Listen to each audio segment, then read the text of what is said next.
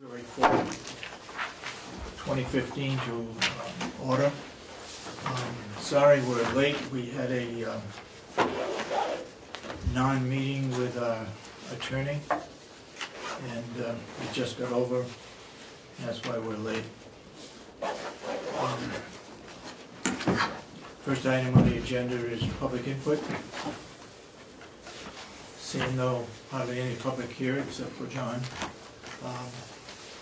We'll move forward, and to catch up, did I see Superintendent Henry out? No, I didn't see him. Would you like me to go? He is here. He's right here. Oh. He's coming. Oh, okay. Good, there we go.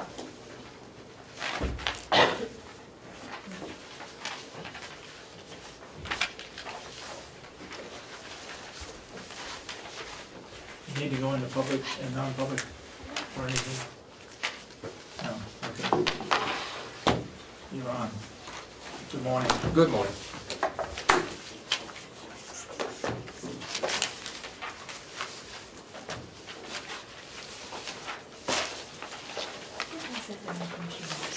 I sure can. Thank you. Where'd you steal that from? You dropped it in my office. Okay, thank you. Oh, that was when I was correcting papers. Yes, your red marker, Professor Babson. Go ahead. Well, morning, I'm here to go over the contract this morning with some for, so don't know if you have Okay. questions about the contract, or want to go over the union contract? Why don't you explain the money portion of it? So that's the most complicated part of that contract.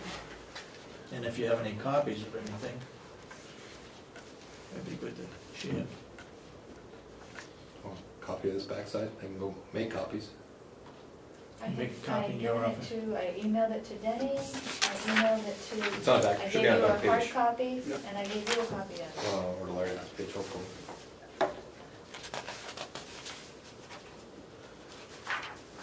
Okay, go ahead. One of the largest changes is in a wage scale. A starting officer would be at $14.25 instead of the $13.25. Going along with that, contract change is that a 6-month probationary status. It's a year probationary status. There will be no after 6 months a raise or after a year raise. There'll be starting wage, that what you'd be at.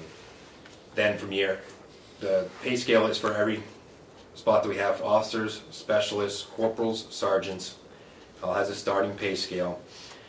And in order to move, there's 5 steps. In order to move up beyond each year of their anniversary date, their hire date. Also with, they have to have a positive performance evaluation to go along with that in order for them to qualify to be able to reach, to get their step increase as they move up the pay scale. If they're off the pay scale, which if they are, anybody happens to be off the pay scale chart, In other words, they've reached the top? they've maxed out of what we have on this Yep. pay scale. Yep. They'll get What? no less than 1.5, no more than 3% based on the, is it 10 years cost of living index? Average. Yeah. Average. Yeah. That's the pay scale in a nutshell. 1.5 to 3? No less than 1.5, no more than 3, yes. I can give you some other highlights in the contract if you want me to talk about it. That's up to you. Could you explain to me both vacation pay and sick pay? It looks like on sick pay they get 12 hours per month. What's the maximum they can accumulate and bank? And for instance, if somebody was here, say 15 years as a corporal and left, what's the maximum payout that we'd have to make for both vacation and sick pay? How many hours each? We're doing it's explaining here, so. I mean, can they keep rolling this over, or is there a... There is a anything over, I can't remember what the threshold is, 300 some odd hours. Anything over that, they can get paid out. They get paid out at the end of the year, so they can't go above that. 320. 320. 320? Yeah. And then when they go to leave, max they can get is what, 96 hours of 96 hours of sick is all they can cash out, is 96 up to 96 hours of sick time when they leave. Okay, 96 hours of sick, and how many hours of vacation?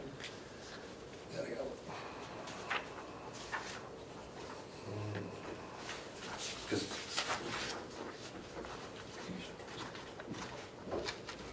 What is it, 320 hours? after they accumulate 300, and I gotta find exact number in here, they'll get paid out at the end of the year for that if they keep that above, if they go above that on their sick time.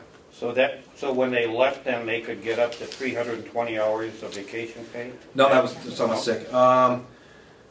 Employees retire or resign after 10 years continuous service shall be paid for all vacation time accrued, but not used up, a total of 150 hours.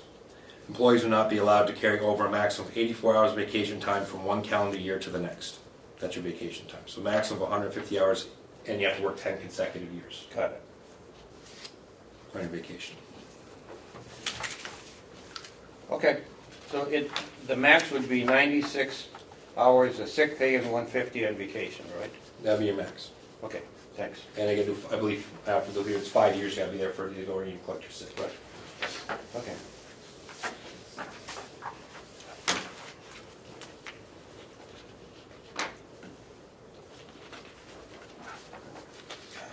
What were some of the other changes? Some of the other highlights, sergeants were added back into the bargaining agreement. What were? Sergeants. Sergeants, okay. A lot of it was language changes, cleanup, adding the lieutenants, nurse, and maintenance were excluded from the bargaining unit to make the language cleanup. We defined what a specialist is, was not defined in the previous contract. Jason, reading that over, I didn't think it defined a specialist very well at all. I mean, I would think you'd say, what, in fact, after reading it, I would say, what is a specialist? You mention them, you say they get special pay, but what is one? It's on about the third or fourth page where it describes a specialist. Specialist staff member was, you want to read it? Yeah, please. A specialist, a staff member, was tested and met the Carroll County Department of Corrections standards to be a specialist. The candidate must demonstrate that they can handle additional responsibilities to their primary job as a correctional officer. A specialist has no supervisory authority, just add responsibilities when working in the capacity as a specialist. The Carroll County Department of Corrections has allotted special designees, one for each day shift. What it is they're part of the training department. All new hires basically work under them. They do a lot of training. They will also teach classes, so they're an extension of the training program is what they are. Do you really feel that they're well defined in that contract? I don't. The It definition, says they're well trained, they're wonderful people. but it's not. It doesn't This say is what they just do. an overview. This is not a job description. I mean, because if you want to put in here, because like this corporal, sergeant here, and everything else, their job descriptions are not in here. Just general overview that they're just in here. If you're looking for a job description, I can get you what the job description is, which would be more detailed of what they do and what's required of them. I'm not sure you want all those in this contract. If You this, would if this matches up to the job description, Yeah. I think that'd be fine. Okay. Yeah. We talked about extending probationary period to 1 year. A lot of things were in the contract. We added the word superintendent or designee, because designee was not added in a lot of spots, because I'm not there sometimes, or the captain can be just able to do things around.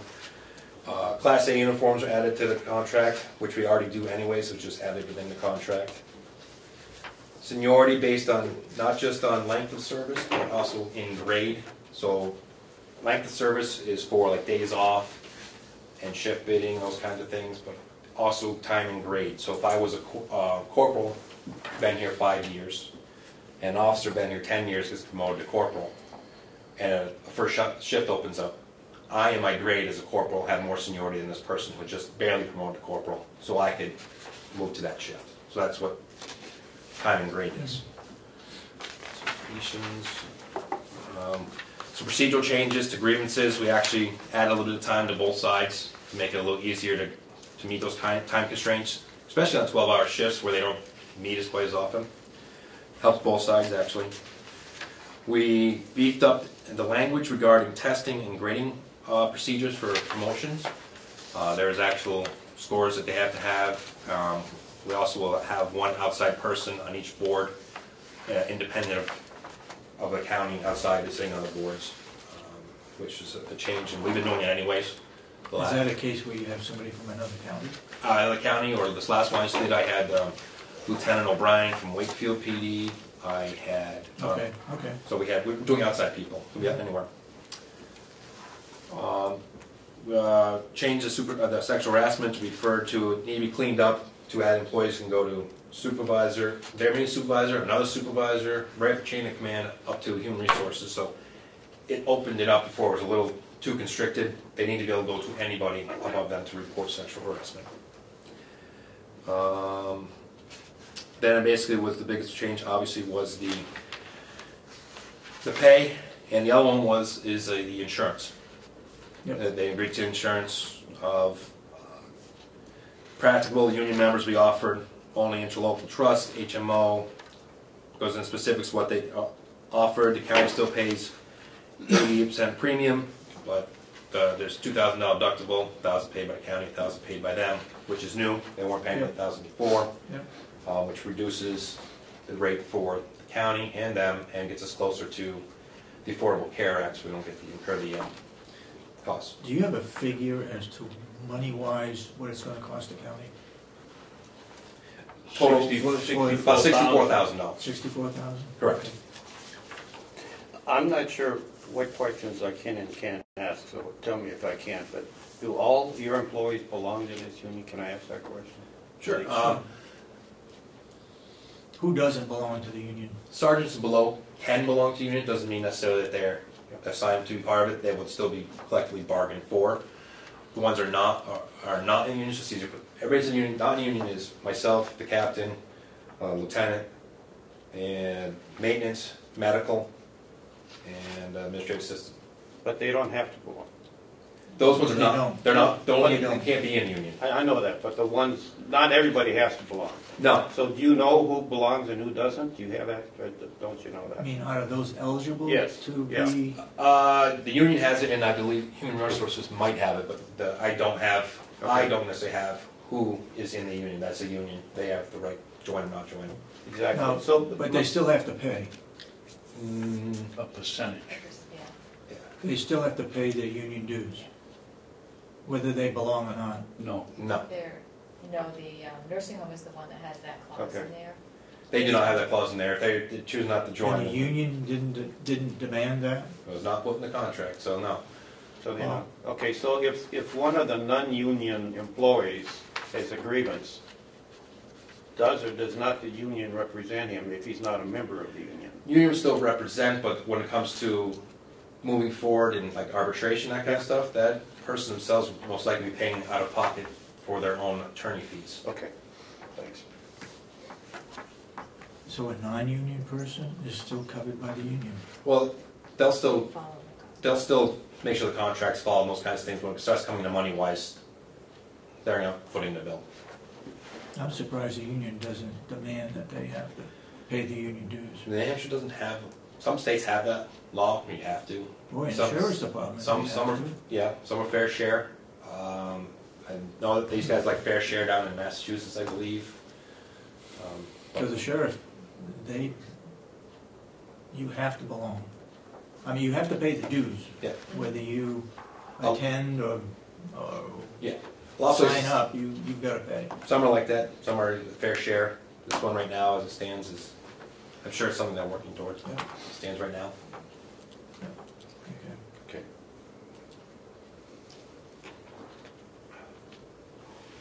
The vote was unanimous? Yeah. I can't remember how many people showed up. 11, 12, of course. 9. 9-0.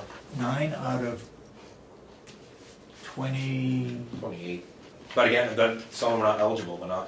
They're still probationary status. Probation? Yeah. You got that many? Yeah. Turnover rate.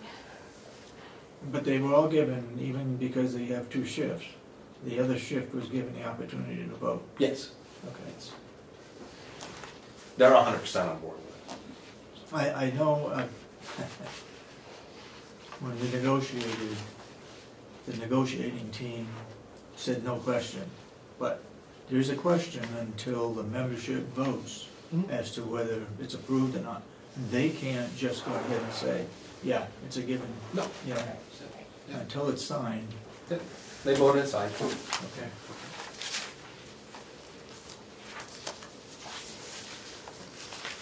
So are you happy with the contract? I think it cleans up some language stuff. There were some things in there that didn't belong.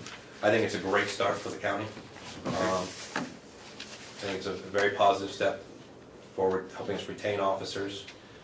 Also a positive step in, there was some discipline stuff was also very much cleaned up and Yeah. streamlined the process as well too. Okay. I don't think we officially voted for it as a board, No, we haven't. so are you ready to vote? Are you ready to make a motion? I'll make a motion that we accept the tentative labor agreement with the jail union. I second that. Second. Any further discussion? Go ahead. Jason, didn't you tell me that the money coming in from taking the guests from Rockingham County would more than cover As we the retain, financial increase? no, as we retain 3 throughout the year, it would more than cover that financial increase, and we're currently, I believe, at 6 right now. So yes, it would more than cover that increase. Jason's all along said that 3 is a break-even number. If we go over 3, then we'll start to gain revenue from this. So You communicated with the subcommittee to that effect? Yes. Okay. All those in support of the motion, any further discussion? Can we have a roll call, Mr. Chairman? Okay. Commissioner Miller, yes. Commissioner Sorensen. Yes. Commissioner Babson. Yes. That's so voted. Would you like to sign the original document? Yeah. I gave you the original one. Thank you.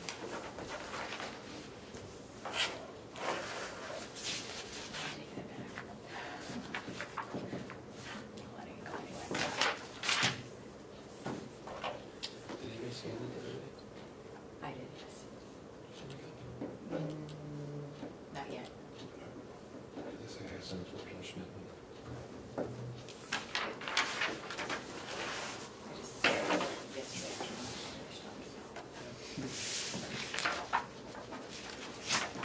Well, I think I have to add is the next academy graduation has been moved to the 13th because of snowstorms. There was a couple of days that were canceled, so they had to push it to the 13th at 1 o'clock.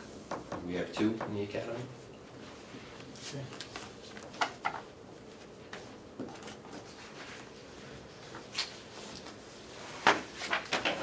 I was asked to chair the certification board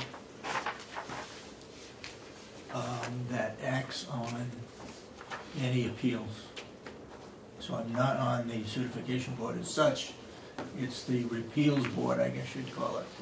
I gotta find out more about that. It's in regards to the people from where, Sullivan County? Cheshire County? I don't know if that's been handled or not. I'll find out Friday.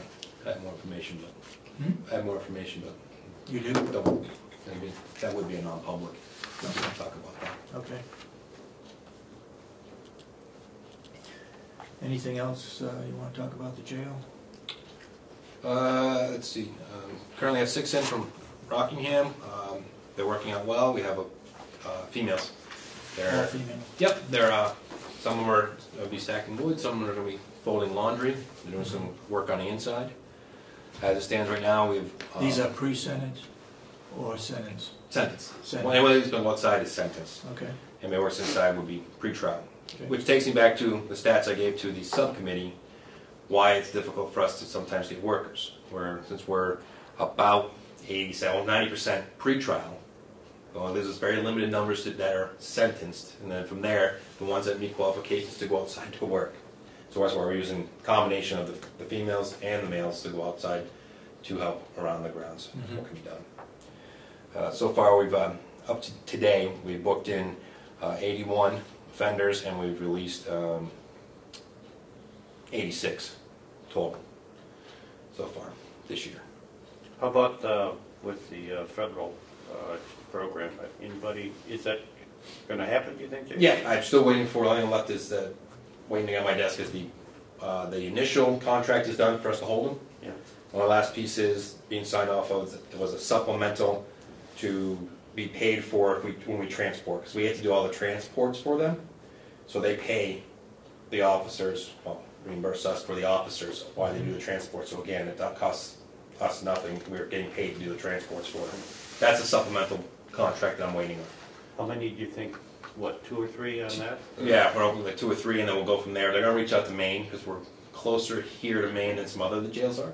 So we might be able to pick up a couple, and then we'll try a couple from there, and then we'll see how it goes and see if they have more. Okay. Who's handling the cash over there? What little cash we have, that'd be the administrative assistant, Lori, and then the captain. And how is that deposited? That's deposited, yes. Almost daily. It's not daily or other day. We get a lot of not a lot of cash. What they're coming off the street with is cash. That goes right into that lockdown program machine. Right. And it's all counted, and it doesn't come back out of there until it's actually physically taken out of there. Mm-hmm. They can put money in the kiosk in the lobby onto inmates' accounts, but usually most of it's money orders that the jail receives. So the money orders and any cash head right to the bank. And then when they leave, they don't get cash back. They only get a debit card when they leave, or a check if they're heading to another facility. But usually when they leave, they just get a debit card. Any other questions? Yes. Go ahead. Jason, you said we've let out 86 and we've taken in 81. Mm-hmm.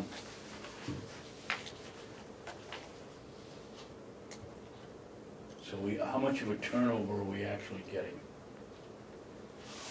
It's a high turnover. I mean, what do I mean by turnover? It's like 90% is pretrial, so they're in and out. The average, I have so much. The average is about 1 to 5 days is very high. Then you go there up to 15 days. The 1 to 5. I have to look. I have my stats in my other book, but it's the 1 to 5 days is something like 80% of our clientele is 1 to 5 days. 1 to 15 days. You move up there, they're going to be 10% or so. So it's a high turnover rate of inmates, in, out, in, out. What would you say so far has been the average daily consumption over there, not counting people that are that are actually living at the jail? 50, 53, 49? Just under 50. Just under 50? Yep. 49 look good? Sure. And plus, and that doesn't include the some that we have out that we are still responsible for, that we have to go check on for electronic monitoring, home confinement. Right, but actually living there of 49. You were also going to get me a update on the spreadsheet of thinking for a change. See how the tally's going. Are we Yes. still way ahead and Yes, we're doing very well. Yep. Not coming back? Yep. We're putting that together also because the sub-budget committee wanted some of the data too, so we put that together as part of it. Well, I can't believe it takes that long with the number of courses that we've had and only 8 or 9 or 10 people in the class. Can't figure out on the spreadsheet, put the guy's name in or the woman's name in, and have they come back? Yes or no? Let it go with that. I mean, I think it's important that we show whether these programs are worth the effort. And this one certainly appears to be, considering now recidivism, whatever the word is. Recidivism.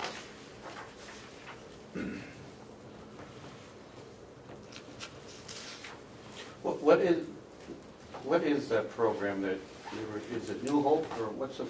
No, New Hope's another program. The Thinking for Change is, what is it, 10 weeks, 12 weeks? 12 weeks, intense program where they learn how cognitive-based skills to work on their behavior and really change their mindset, how they look at things and making their decision process when they come up with challenges, things that face them. For what program is that? Thinking for a Change. Thinking for a Change. Yep, it's a National Institute Corrections, actually, class. It's all put together. Lieutenant Phillips teaches it. It's very high success rate. I'll get you exact numbers of going through it. Right now, we have 10 people in the class right now. We've had something like 20 that have actually gone through it, Denny, and I think 2 have come back. One was back here for about 5 minutes when he figured out that he was in the wrong place instead of where he should have been. And the other one was legitimate, and that's 2 out of 20 when our rate for return is about 62% and anything else. So Okay. it's really worked well. And one of the young men over there in the citrus crew the other day, just in the side conversation, said how he had to make a decision the other day, and he thought about what he'd learned. And It's gone well since we've changed the schedule in the evening, so the farm crew gets a better opportunity to go through it, so that's, our numbers are up in that class. It's going well. The New Hope's different. It's run through the court.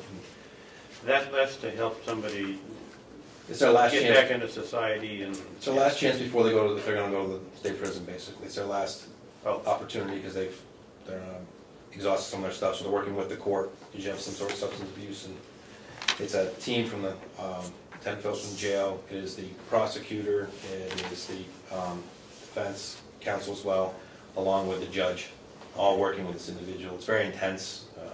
A lot of check-ins, a lot of things that they have to do on their end. Just very, it's a structured program that they can, the goal is they make it through that they will succeed. Has that been effective, as far as you know? I have to ask for them, but it works with some. It's a difficult program because you're dealing with people that have some heavy-duty substance issues, but there has been some success with it. Okay. Like now, there's a handful that qualify for it, but it is a good program. It's not as intense as the drug court puts a step down. We don't have a drug court here, but we have the New Hope.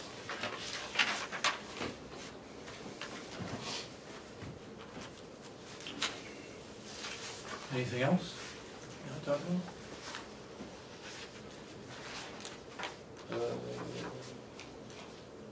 We had some testing recently. We have some good candidates we're going to interview. How many officers are you short, ma'am? Depends if this one accepts or not. 2, 3. 3? 2 in a temp position. We have one that's gone for the military for a year, so that will be a temp position. And you have to hold that one. Yes. And we offered an RN, a nurse to work the evening shift. Is accepted, so we're working with that right now. So we're back to fully staffing on our nursing staff, which is going to be helpful. There was some roof repair that had to take place. Is that in the springtime or is that? Springtime. They need at least 3 days of 50 degrees or warmer. Okay. So it will be in the spring. In the meantime, it's still leaking. Is that right? If we have heavy rains or driving rains, yeah. And the places that's leaking, one room we shut down, and the other one is we clean up as it goes. Okay. That's what I asked. You shoveling off any of the roofs? Shoveling off the roofs? Yep. No. No, that roof could slide right off on there. Okay. is For it us, cleaning out the air conditioner this year? We'll check with you. We've lost it 2 or 3 times when the lights just come off and hit the air conditioning unit. And if it doesn't have a cover over it, there must be a way of Joe building a wooden cover of some type that would shed the snow off that Okay. air conditioner. I thought there was a cover, but maybe it was up on the roof. I'll ask Joe, he would know. I'll ask Joe. I thought they put in a V or something to deflect it, so. I think so, it's too. off it. Yeah, A lot of cleanup with the snow. yeah. Parking lot being plowed properly? Yes. We worked with the farm to show what we did was we've also changed parking, or I changed parking this year. Our evening shift people don't park over at the jail. They park over on this side by the farm, and they walk over. That leaves the parking lot wide open for them to plow in the morning, so they can come right through. Now we're moving vehicles or anything else and get it all out, and then the first shift goes on. So that's worked out well for them and us. Good for you. Sure. When you say that the turnover is 1 to 5 days, are we providing lockup for all the towns in the county, or do some towns have their own jail? How does that work? All jails come, jails, all the counties, the towns with us come to the jail. They don't have their own lockups. If None of them do. So anybody in Carroll County that gets arrested and not arrested, but anybody that's gonna be, yes, if they're protective custody or if they have some sort of bail set on, they come to us. They can bail them from the PD as well and do hand summonses, so, but as for holding anybody, they're all coming to us. Okay. But Conway can hold overnight, right? If they pull They somebody in. have a cell. I think they have a cell, but I don't know if they use it very often. They have the capability of it, but How about Wolfboro? they don't think so. Wilbur has their own cells. I'd have to ask, but I don't think they keep anybody overnight. Oh, I don't know about that. But I can double check and find out the next meeting. If they're Why closed would overnight. they have a cell if they don't use it? You use it for temporary while you're doing bookends, while you're Oh, doing okay. it. Even when I was a Whitefield, we had a small one. Sometimes you'll have to sit down and calm down, place to go. But as for holding overnight, we never did. We drove them up to West Stewartstown. If you have to pull somebody in, actually physically, we'd have to sit there and watch them. Okay. Not designed for That that. college life, you know that? How are you all set for your budget? Any questions that have come up regarding your subcommittee or the chairman of the delegation? Has all those requests been taken care of? Working on the only ones I working with Kathy downstairs to make sure that there was no other categories that were going to go up because of the contract. But you get all of those taken out and back where they Yeah. were before? Yes. The only thing is I need from the commissioners is to take a look at that our heating costs and electric costs that they're going to help me with to figure out where we're going to be with that because of the fluctuation in prices. That's the big one that we're going to need a little help with. Didn't we increase yours? You did, but they want to take a look at with the gas prices if that needed to go down or up, and the electric rates had changed with the new contract. Yeah, it was just sitting on my desk, it's up 20%. So we gotta increase the electrical, each of the electrical The electrical should have items? been upgraded on this budget to begin with. I did bring it up to what we were reflecting this past year, but then I was told that, again, it's gone up even since then, that it might need to go up a little further, so we were gonna take a So did we harder bring look it at up 20% to start with? No, It what you went did, from eight something cents to 10 something cents a kilowatt hour on the contract. before I got sworn in, I did a quick calculation and the increase was 21%. Yeah. So 20 is close enough, but the only thing I don't recall on that is what's the effective date of that increase? Was it, do you guys remember, is it for the whole year? Or- No, it was somewhere around June 1st, I believe.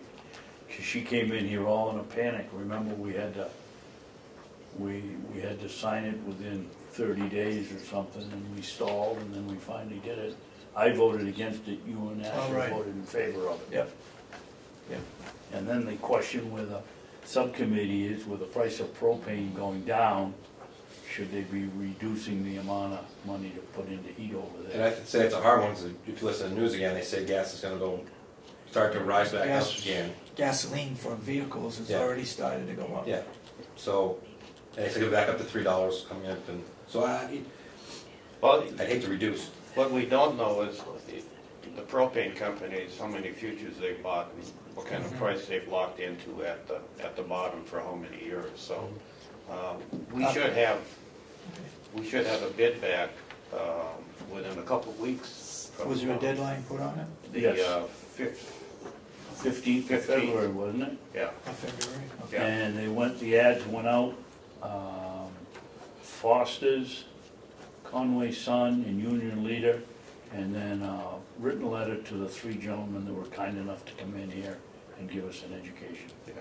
The bids are due Tuesday, and we should be able to open them on Wednesday, and that's a Wednesday I'm not gonna be here. Oh.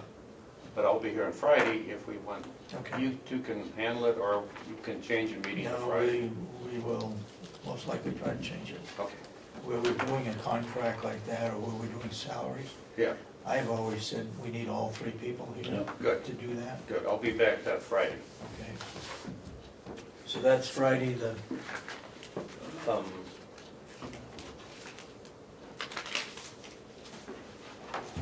13th, No, the next week. 20th? yeah, All right, we have a delegation meeting at 9 o'clock on the 20th of February. Yep. So we meet in the afternoon? sure. Yeah, I'll be gone from the 24th to the 1st of March. So, February 20th. At 1 PM. 1 o'clock, okay.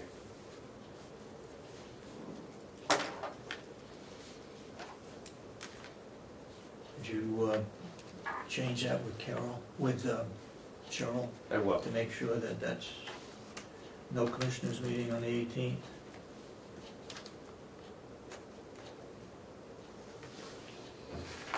Okay.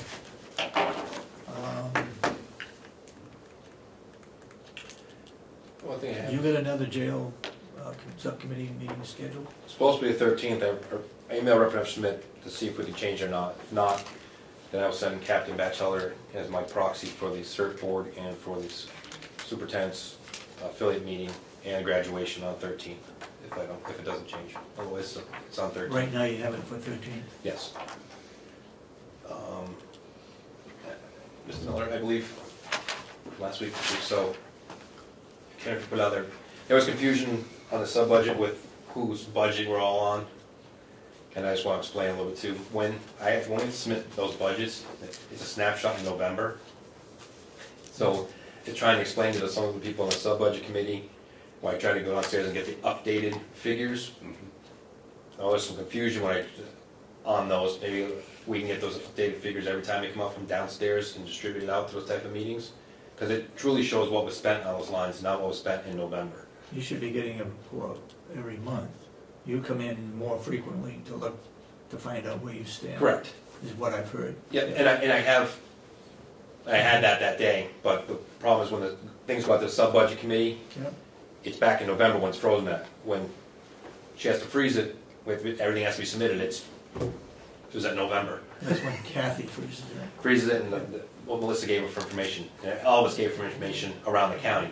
So when you go to these next meetings, and people are like, well, you didn't spend this. Well, and you try to tell them, no, it did. You're looking at November, not everything was quite in there yet. Why don't you go to Kathy and get a printout just prior to your subcommittee? That's what I did. Okay. I did have it up here for Representative Schmidt. Okay. But there was still confusion on some other parts that, because they were looking at something else. I'll try to make more copies for them. I just want to get at a point of clarification of why sometimes there's confusion. Yeah, yeah. So the only problem with your budget right now is the heat and electricity. Of adjusting numbers, yeah. The other ones were just they wanted information about different line items, putting some line items back where they were. Yeah. The one about they want to know about the mental health, what's involved in the mental health program. Yeah. I have the whole list, been working on it for them. They want to know the contract, what were the changes in the contract. They want the whole contract, plus, like I did today, a brief synopsis of what changed in the contract. Right. The parts being the money. Okay. Thank you very much. Thank you.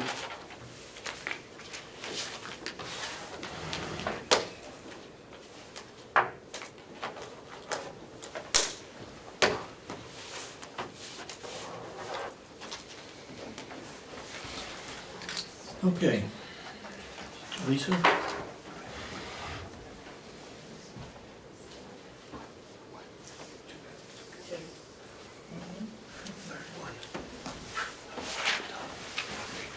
Remember, we need to go through the minutes.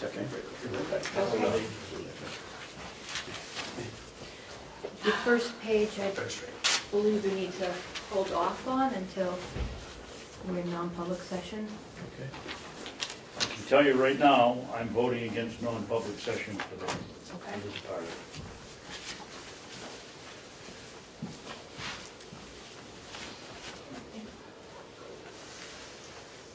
I don't, okay, We can discuss it when we get to it, Dave. okay. Should I be doing closer?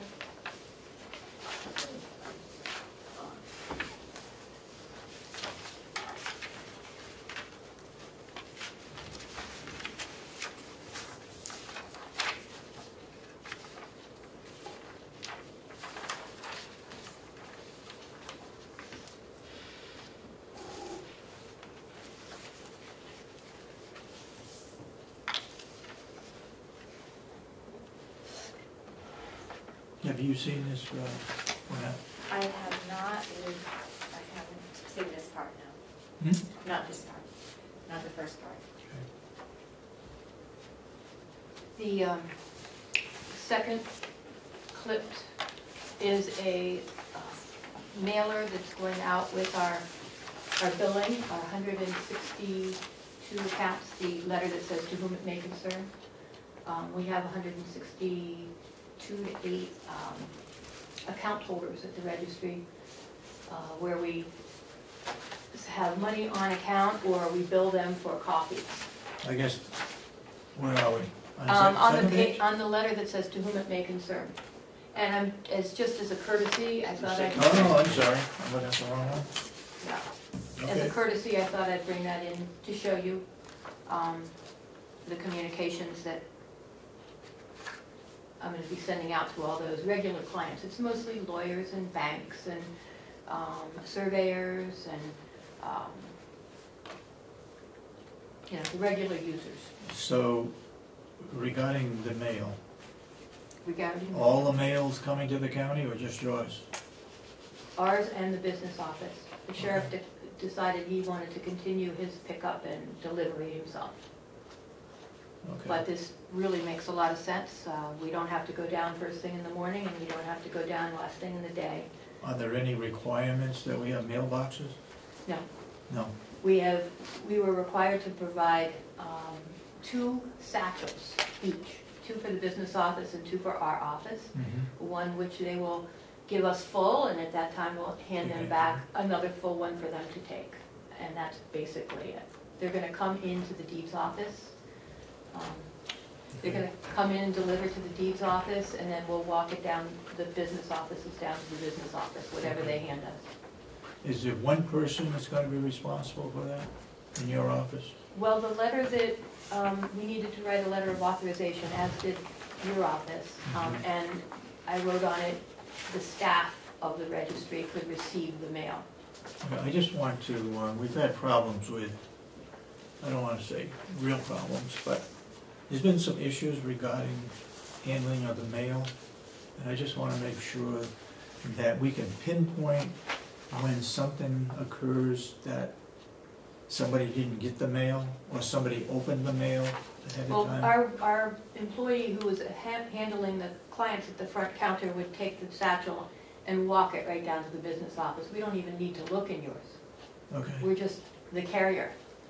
all right, so it's separated out ahead Yes. of time? They're gonna separate it out. Each Okay. office will have its own bag, Okay, and so we won't see what you get, okay, which is different from now. Right now, yeah, yeah. Okay, Commissioner Miller, we're looking at the letter that I'm sending out to our account holders. Okay. That the mail will be delivered directly to us, which is going to save a lot of time and effort on everyone's part. Hours of operations to coincide with the business office and the Superior Court and District Courts. Electronic billing. We are asking, you'll see the third page is just this is a courtesy, by the way, to show you this letter that's going to go out today in the mail. We're asking for our account holders' email addresses and asking them if they want to be notified by email if the building is closed due to weather or other circumstances.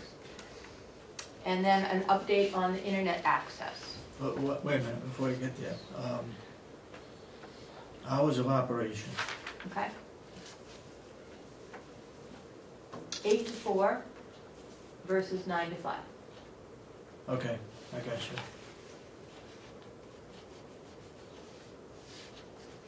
Okay.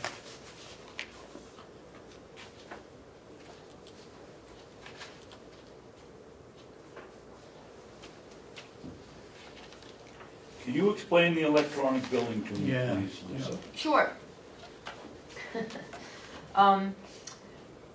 Right now, we have 160 some accounts where people either come in and order copies, and those copies are automatically billed to the account, or they call up and order copies, and they're automatically billed to their account, or they call up and have them faxed. Time out right there. Okay. They come in and they're now on record and they order something. What happens from there? We send them out a bill? We send them out a bill Do we once a send it month. out electronically, or do No. we send it out? We send it out in an envelope with a stamp. And that's what this letter is gonna go in, every one of those envelopes today. Okay, and then they write a check and send it back in. Correct, And the check comes back in here and somebody opens it, right. ties it to the account and says, this has Opens been up the paid. account, says that they pay it. Then where does the check go? The check goes in our little banking machine, Yep, and in the end of the Deposited. evening, it's the electronically electronically deposited. deposited. Okay. Do And we- what- Oh, I'm sorry, David. And now we've made the electronic deposit. What do we do with the real check? Right now, we're holding on to them for a few months, and then we destroy them. We hold on to them long enough to make sure everything's processed through the accounts. Okay. Is- And so there's no charge, we're in no way, other than paying the 47 cents to mail it out, or 50 cents, we're not paying, we're not going through some card service that's taking 3 or 4 or 5%. Correct. No, Okay. no charges, credit card charges. Okay, thank you. Okay, go ahead. Do any of the other counties allow, like PayPal or anything to pay these, or are they all by check? And if we get a bad check, who follows up on it? I know about most of the other counties, and I don't know of any except Merrimack that accepts credit card payment. Okay. And I'm not even sure about Merrimack, but I think they do. Okay. Once we go online, that Tapestry service will take a part of the copy fee. That's another whole Yep, issue. yeah. But we'll still, the fee will be high enough so that we'll still get our copy Okay. fee. But right now, they're sending the check in. Right now, they send the check in. Have we ever had any insufficient fund checks where they bounce? Not many. And If we do, what happens? we first call them up and Yeah. ask for the funds, and then we send us a notice. It's 1 or 2 a year from what I hear, and we eventually get the money. Okay, Not been an issue. okay. And so what is this, you just went on to say, in a few months or weeks or whatever, we'd be on some kind of a different pay schedule, that they would be taking money? And I thought I asked you if there was gonna be a credit card. It's not a credit card, but there will be somebody charging us to handle money. That's only if we go online, Dave. That's only Online. one of the services of being online. It wouldn't affect these customers. Yeah. It would affect the person who wants to go on from afar once every 10 years. Out of district person that might wanna, That just Yes, as a, okay. once every 10 years. And what is or that system called? Tapestry. TAPESTRY.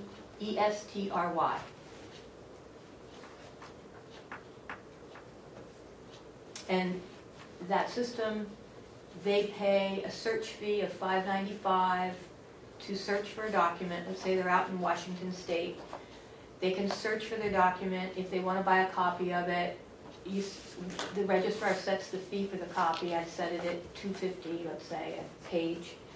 And of the $5.95 search fee, we get $2.25, I believe. Plus we get $2 for the copy, and the service provider gets the 50 cents per copy. That's only if we go online. Well, that's only if we offer Yes, Tapestry. yes, exactly. Right, Yep. it's not in existence right now. Yes. Okay, Mm-hmm. It is in existence on the other counties' Yes, I sites, know so that. you can look at those 8 of and the see how it works. 8 of the 10 have that right now. Yep, some of them have their copies at $3 a page through that service, so they make $2.50 a copy. Yep. Everybody does it differently. Question? go ahead. Lisa, what do you estimate our first year and second year revenues will be from copies in the system? With electronic billing, With the whole system going online, what do you think our revenues will be? We're currently getting $100,000 in copies. What do you think it'll be online? well, I'm not interested in other counties, I'd like to know what you think will happen. Dave, if I can just interject, when Lisa presented this to the subcommittee, the first year, if we did it this year, it was gonna cost the county about $9,000. You're right, to set up. To set up. That's right. And after that, the discounts go away and some of the fee schedules changed. The second year is difficult because when Lisa did it, she anticipated we were gonna have like 100 people sign up for this program. If we had 200 or 250 or 300, then the dynamics changed considerably. If she straight lined it from the first sign up to the second sign up, we would lose 9,000 the first year, and according to her spreadsheet, 9,000 the second year, but that was a very conservative estimate on how many people were going to sign up. So the first year cost is 9,000. The second year, it all depends how you project the people that are signing up for the program, and it makes a big difference there. And how you project, and how the market responds, Yes. how the real estate market proceeds. Yep, exactly. So the second one is a little more nebulous in trying to pick that. And yet, Yeah. you know, I have to compare to Stratford County, Commissioner Babson. The words that were used to describe the copy fee income that changed were, it was like turning a switch on. Their copy fee income went up 27.6% in the first 12 months after they went online. That's a fact, a number that their computer printed out. And I believe I gave you that data back in November when we had our meeting before I came on board here. So in Belknap County, it was 19%. So how will it affect Carroll County? I can only think we're going to have more copies, because if you think about it, if we impose a $100 annual fee for the account holders, Stratford County, Belknap County doesn't have an annual fee. Merrimack County has a $25 a month annual fee. Grafton County is a $120 annual fee. I'm asking for a $100 annual fee. The people from the North Country driving down will save that in mileage in 1 or 2 trips.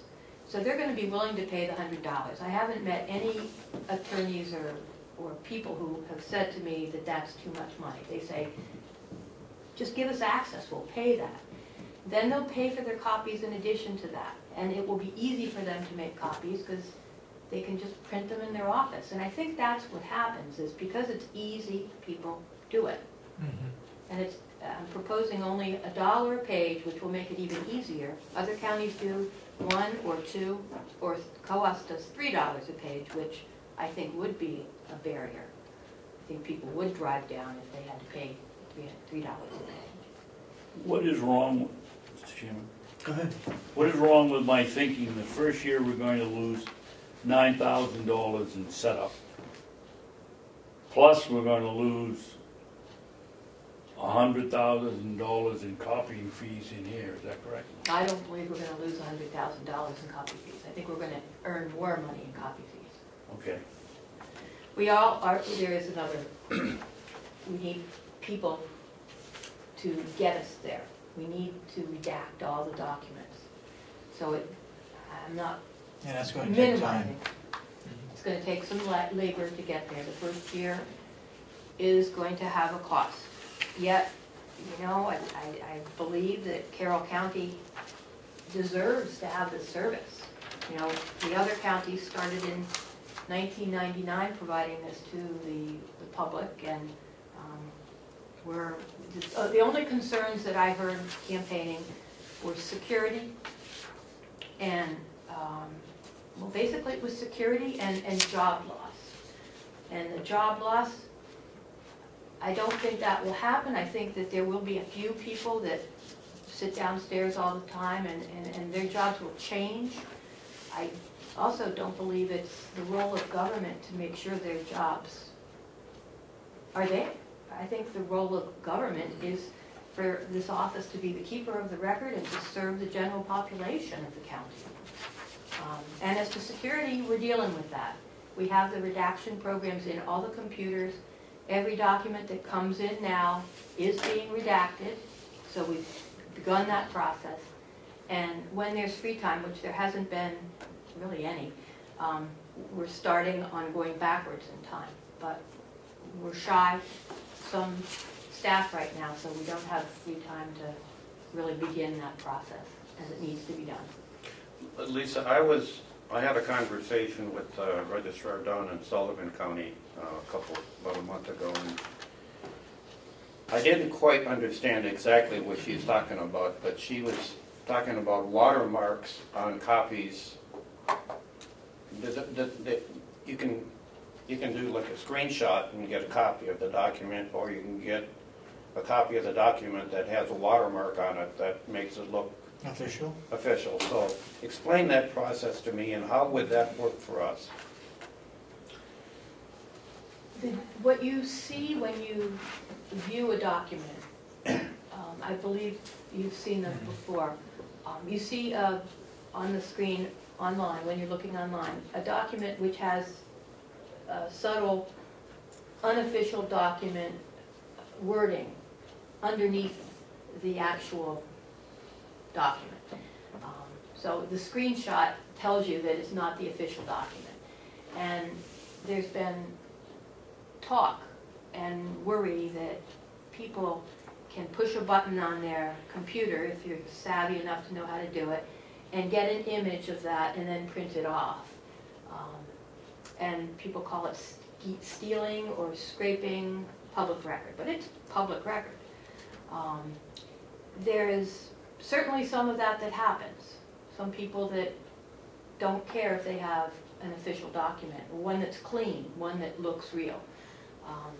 But it's obviously not occurred enough to decrease the excess income coming in from being online. There's no way to quantify how much that happens.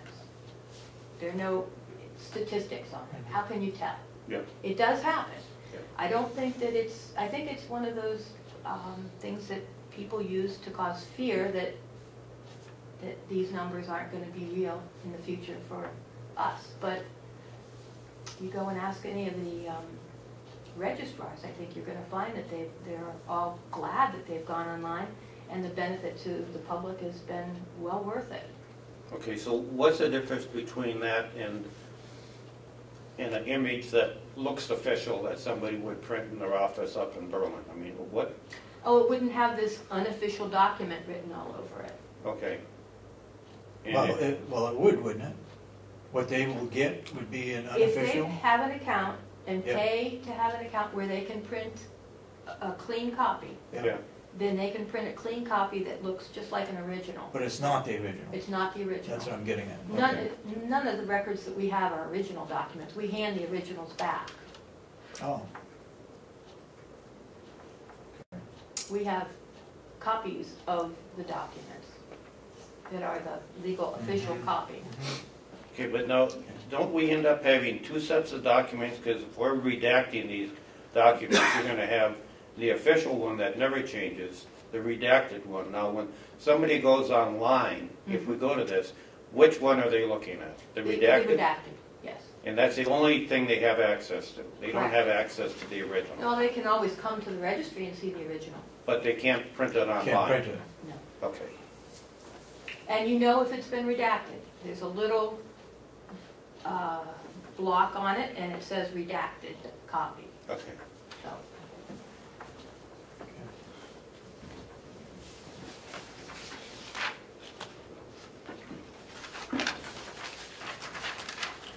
So, any other questions about the letter to our account holders? Yeah, the $100, is that to try to entice everybody to sign up? Yes. Are we the lowest in the state at 100, or is that? We are.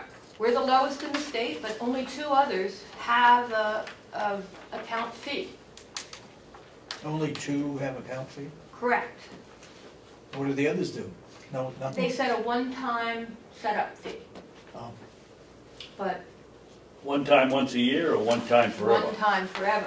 And in trying to make this palatable financially, I chose to go this tact because we're a state of user fees. And it seemed like this was consistent with the way we run the state. The other two that have an annual fee, tell me again what their fees are, Merrimack is $25 a month, okay?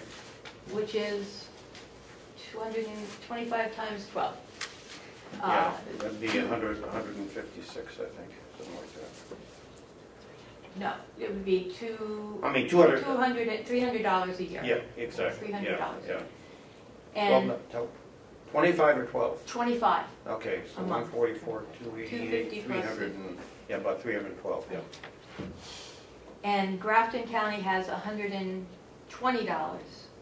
a and year, each year. Okay. So you think the 120 is going to scare somebody off versus 100? No, I just started talking with attorneys and saying, would you object an annual account fee? And I started talking at 50, and then I looked at these, I've only been doing this job a month. I understand. And so I started looking at the numbers, and I went, and I started getting on the phone and saying, well, what about a $100 account fee? What would you think of that? And nobody wants an account fee. I said, well, if it buys us the ability to go online, Yeah. it's good. You're going to pay for that in one Yeah. trip if you're coming from Jackson. Okay. So I just came up with 100. Yep. It could be anything. Yeah, I understand. I think 120 in Grafton County sounds, $10 a month. Of course, who can't afford $10? I just went the annual fee rather than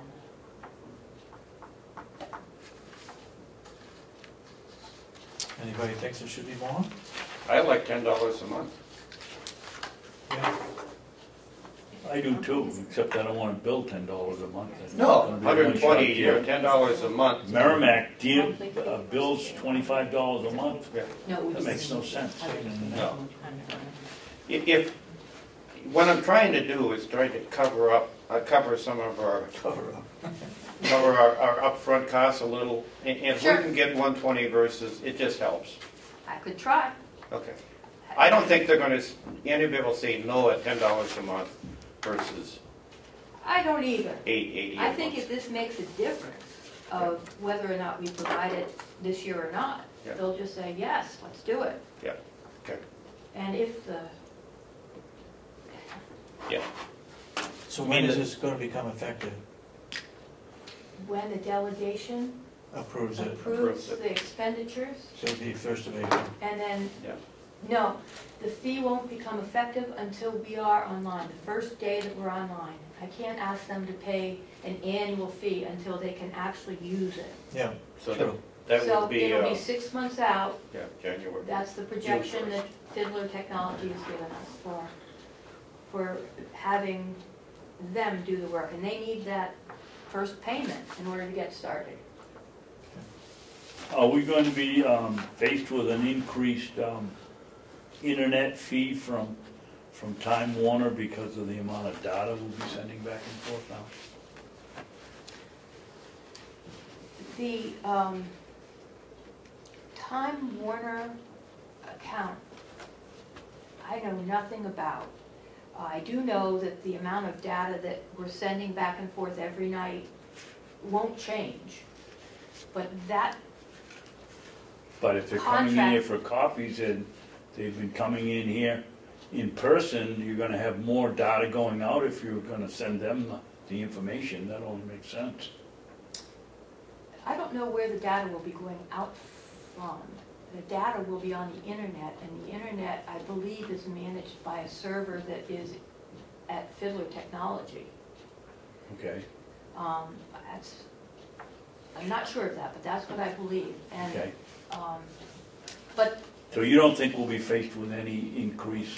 Time Warner isn't gonna come here and say, You know, we Time, want X amount of dollars because you're gone over your allotted amount of data.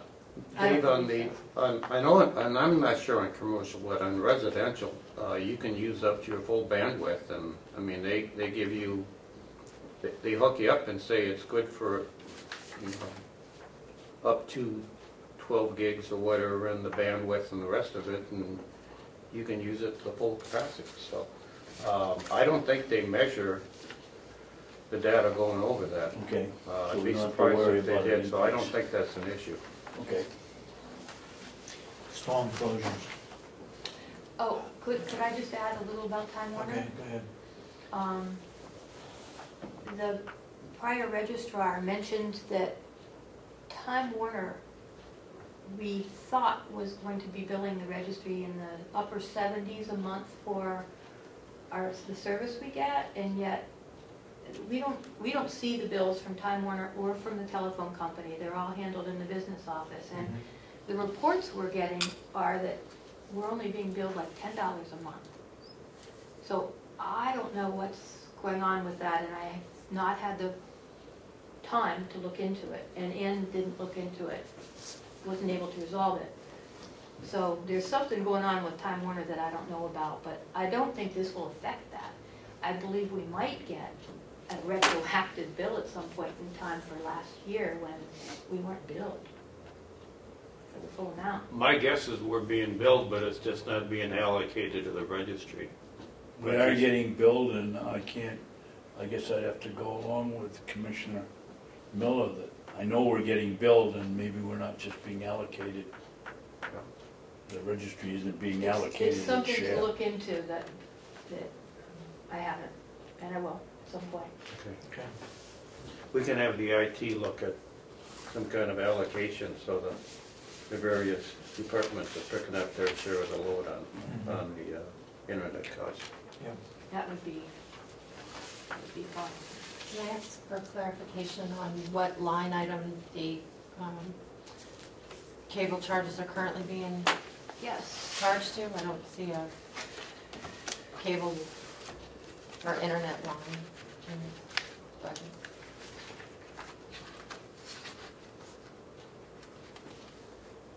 Oh, I'm not sure. Yes, I think I do have it here. It's being charged to telephone or?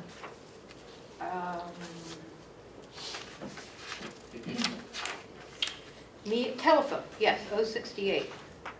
And it's $11.46 in 1 month, $11.36. So it's peanuts compared to what Ann thought it was, but maybe the line is shared with other offices now. And if so, I'm happy for it to be low. Okay. Yeah. Is it in your budget for $70? I don't know the answer to Okay. Lynette, do you know if we're allocating, I know that we have Barracuda and IT services that in the past have been broken up and allocated to each department. that.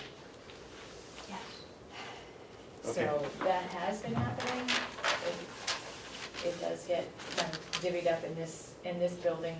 For example, HR gets some, business office gets some, and I'm sure. So it is others. this It does account? get broken up a little bit, like Barracuda is one of the like the cloud service, and we all get our share of that piece, so, yeah. It is in the budget. It's in the budget for $79.70 per month. So of that telephone expense, $960 is attributed to Time Warner. And so, yeah, that's good. Sorry. Under storm closures. And all of that should be going to the IT budget and the new budget. All of it should be. It should be. Yeah, I think so. Okay. It should be, I mean, it should be zeroed out on that line and moved to IT. So would you like me to speak with Catherine or? Yes.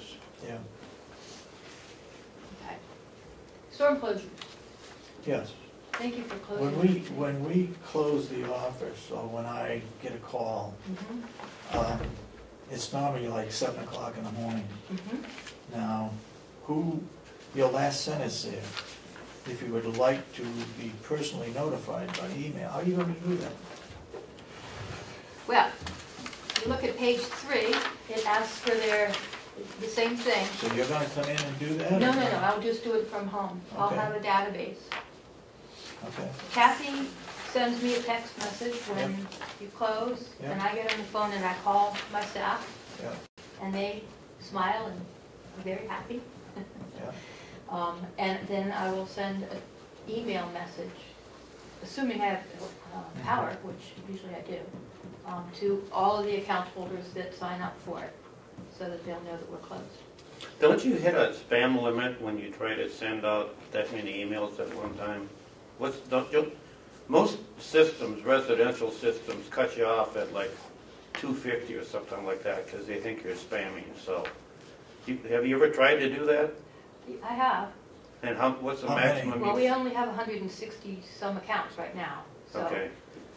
if everybody signs up, I would just break it up and do like A to G, that's what Okay. and then H to, Most servers are set up for a limit of 250, in one mailing, and anything over that, they consider it spam and lock you out for the day. So okay.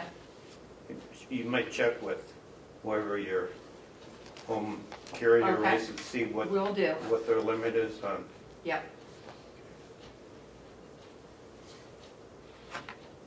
Also, in the past, we've used the dispatch center. Somebody calls to the dispatch center to find out if we're open or not. Oh, should I put that on Because there? I would check with dispatch. Check with Sure. Santuccio. I believe he's in charge of dispatch. And find out if that would be a burden to them for people to call there to find out whether we're open or not. I mean, it's not gonna happen It's not gonna happen. more than 5 times a year, probably, but, Well, we also have an answering machine, and I took the booklet home last night to figure out how to call in from home and say, we're closed today. Okay. So, I do have a booklet. Really? Just for our answering machine, not for the Oh, telephone. it would be nice if someone else- I'm assuming that you're short one person that wasn't budgeted for. Yes. What are you gonna do? You're not gonna fill that position? It wasn't filled in the past? Ann tried to fill it 3 times. She did. She did. Oh, The position that was filled vacant 3 years ago. yep. She tried to fill it 3 times, and none of the people worked out. Okay. It's in your, is it still in your budget? No, you took it out. Okay. I've asked to have it be put back in. Met with the subcommittee 2 weeks ago. Asked to have it be put back in, and right now, have advertised, and we will be interviewing next week. They're supposed to happen on Monday, interviews for the position that recently opened up. And we've gotten between 60 and 70 applicants for that position. Yeah. And we'll be interviewing Thursday of this week and Monday of next week. When you say we, who's we? Oh, okay, HR and I. okay. Very- Advertising, that come out of your budget or her budget? Your budget, okay. There are a lot of great applicants out there. So, What's the qualifications you're looking for, generally? they have to be, well, there's a lot of qualifications, but they have to be able to work with the public, work with a group of staff. Educational requirements, nothing? Minimum of high school. High school, Diploma, okay. minimum. Really would like more than that. Would prefer to have someone who's worked in a bank or worked in a legal office. Someone who is very detail oriented, able to pick up details which are not correct. Well-rounded person, Somebody who's reliable, cheerful. That was not in the ad. But it's important. Okay, anybody have any problems with this letter going out? Change it to 120. Well, it will be amended, the fee, I can amend the fee on it, and we'll send it out today with the bills. The only question I have is what happens if we send it out and then the delegation doesn't fund it? Well, there's nothing in it that needs funding right now. The portion that talks about going online, where's my copy? Internet access. Well, then I got another question. If it doesn't require any money and the registrar can go ahead and do it, do the commissioners need to vote on whether to do it or not? I don't think Anything so. dealing with money, I think we ought to be informed on it. Informed, but yeah. On the first page, at the very bottom, it says, after the Carroll County Delegation approves the funding, we anticipate being able to provide internet access to record documents in 6 months' time. So if we don't get the funding, I suspect you'd send out another letter saying that the funding was not approved? I would. Okay. Yes, I think that would be, It gets it off your shoulders, it Right. gets it back on the delegation shoulder. Yeah. Yep. Okay. I believe the delegation is aware of, What was the The feeling of need the for this. subcommittee? Well, I know they are, but, you know,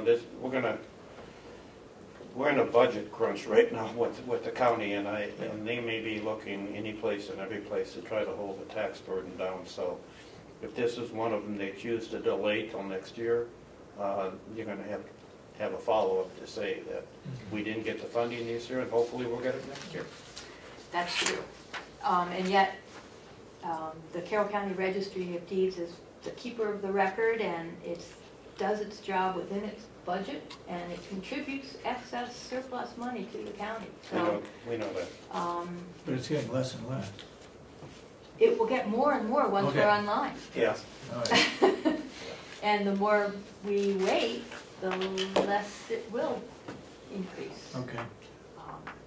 It's bumped up one level right now, it's really up to the delegation. It to is make up to this the happen. delegation, Yeah. and I understand that. Okay. But I would like you to know and support what we're doing so that you can talk with them. Yep, we understand. Did you get a feeling from the subcommittee as to where they would go?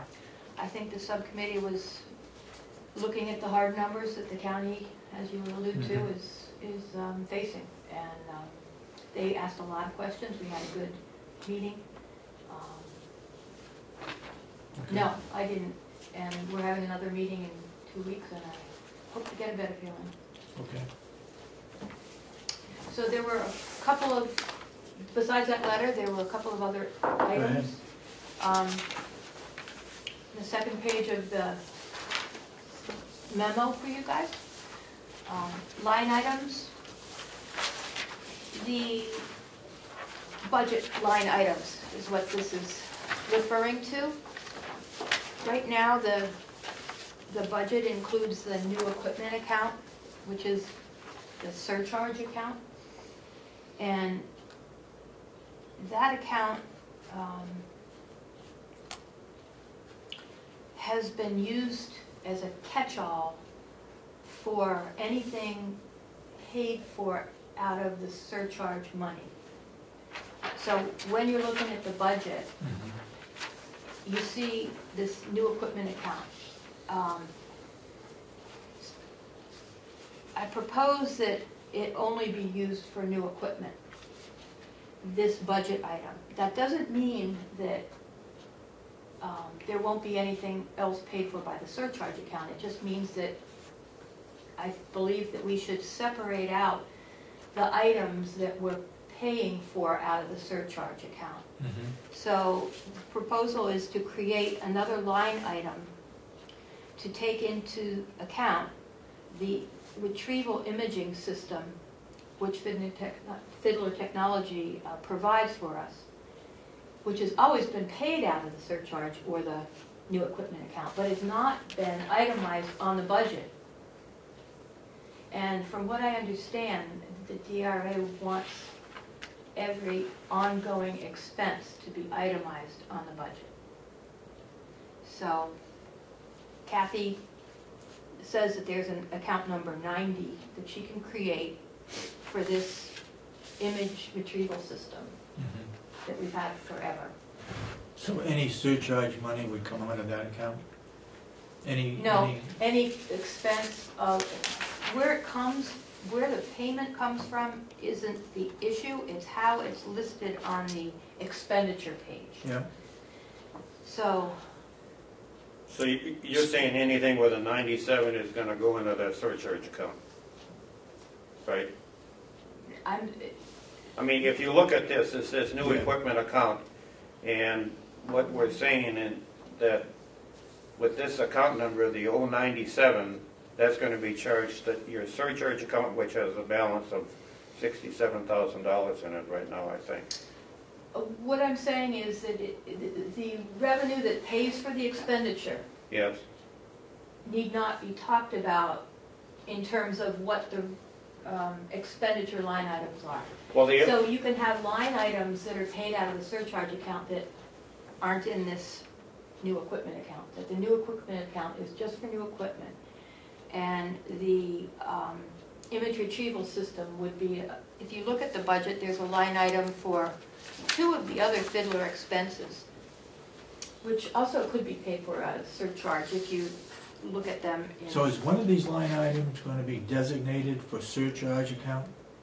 The one that always has been, which has Okay. been bundled up into. All right, so That that's will be 97. No, it would be 90. 90. It would be not the new number, and it would be called image retrieval system. But is there purchasing of other equipment under that same item, line item? That would, new equipment would all go under this 97 account, which is called new equipment. I guess I'm trying to get to the surcharge. Any equipment bought The with surcharge, surcharge money would be under what line item? they wouldn't be under one, they'd be under multiple line items. So the revenue is separate from the expenditure. Yeah, we know that, but Yeah. on the expense side, On the expense side, it would be the 90 account, which was for image retrieval, and the 97 account, which is new equipment. The new equipment, okay, is that purchased with surcharge money or not? Yes, yes. it will So, still be, and so will the retrieval image system. So the 90 account is just going to be for the retrieval side of it, and any new equipment's going to get charged to 97. New equipment, Okay, And so, but both of them go against the surcharge account exactly, with the revenue balance in it. right. Okay. It's just defining properly what the well, expenditure I mean, lines are. If you leave it at 90, you're commingling everything together. What you want to do is break out the The retrieval, retrieval and then have the 97 just for new equipment, so we Right. can see that. yeah. That's fine. I don't see any issue with that. It Uh, brings us in line with the other counties and how they budget for Okay. their, The question is how much, if we go online, how much new equipment are we gonna have to buy, and how much of it goes into that 97 account? Is there any? surcharge. The surcharge. Is there anything that we can't, that we have to buy that is not gonna be covered by the surcharge? To go online, I don't believe so, because Okay. that comes in the Fiddler package, okay. which is paid for initially by the $7,150 and then on the monthly. Yeah, so all of the expense side of going online is gonna be covered by the surcharge account, as far as equipment, right? It will be covered under the, The 90 or the 97, everything we need, right? well, Being the new equipment. no, it won't be, it won't be under new equipment because we don't need any new equipment. Yeah, It will be covered under, well, there are 3 Fiddler accounts. yeah. If you look at the budget. One's called document filming and storage. One's called microfilming and printer expense, Yeah, and one right now is lumped under that new equipment. right. And there is no new equipment that is needed to go online, Okay, none. They have everything that they need. What they need to do is transfer the images into a format that's readable on the internet. Yeah. They need to create a website, and then they need to maintain all of that with a monthly fee. okay. So the monthly fee would need to be a separate line item once we went online. And whether or not that is paid out of the surcharge or not, depends on how much. Can it legally be taken out of surcharge? Some counties do. Yeah, could you find out Mhm. where we stand on that? Because that's, Well, it's up to the discretion of us. It is. Because I've talked with Fiddler and I've talked with other counties, and every single county pays for their online access differently. And it all involves equipment. yeah. No, I know they, but do they all pay for it out of the surcharge? I know that, No, They they don't don't. all. But they all have line items itemizing all of these things on the expenditure sheet separately okay, and not included in new equipment. Because if you include it in new, we have to stop calling that account surcharge. Because the surcharge is on the expenditure side. Yeah. And Yeah. we're talking about the revenue side. Mhm. Okay. I mean, the opposite. Yep. The surcharge is on the revenue side. We're Yep. talking about the expenditure line when we're itemizing things. Mhm. So, once we go online, we need another account called Internet, which is where that $1,800 a month gets accounted for. And whether we pay for that out of surcharge or not is a decision that we'll have to make. And there's not going to be a clear cut, everybody does it this way. okay.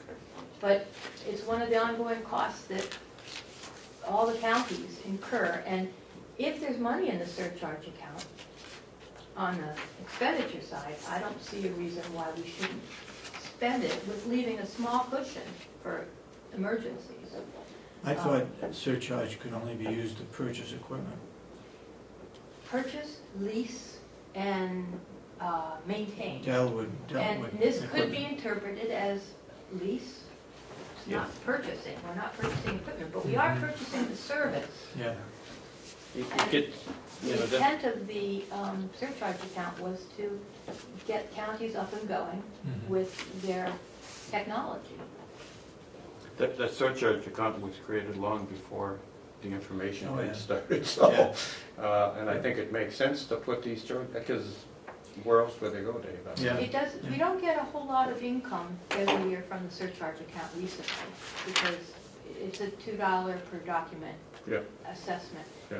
And I think it was in the 20s, low 20s last year, and it'll probably be about the same this year. Mhm. But there is some money in it now, Yeah. and it has been up over $100,000, but it's you know, well, the limit is 500,000, we're never gonna get there, but, I think we're at 67,000 Right. right now. And I'd like to keep at least 20,000 in it, just Yeah. to, as a buffer. Yeah.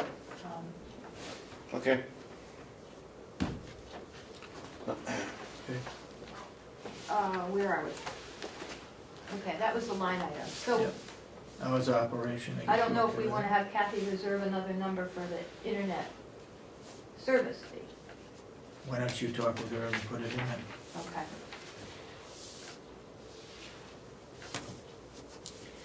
And the hours of operation we've already talked about, Mhm. and audit. With the changing of the guard, I request outside review of the finances, just to know exactly how things are accounted for.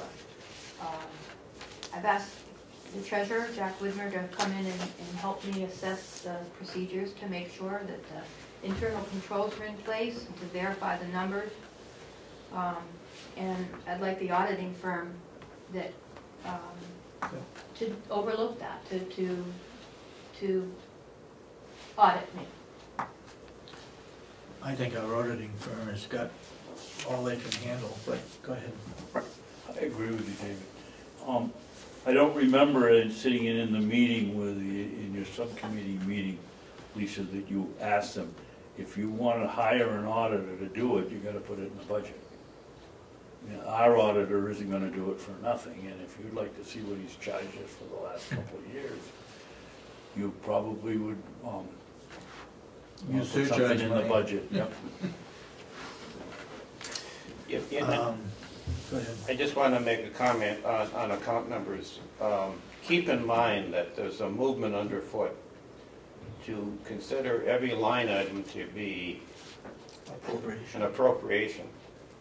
And the more we break these account numbers into separate pieces, the more restrictions we're putting on ourselves, and the more difficult it becomes if we overspend one or underspend the other one. So sometimes in an account like this, the more you break it into subcategories, you're losing discretion every time you do that.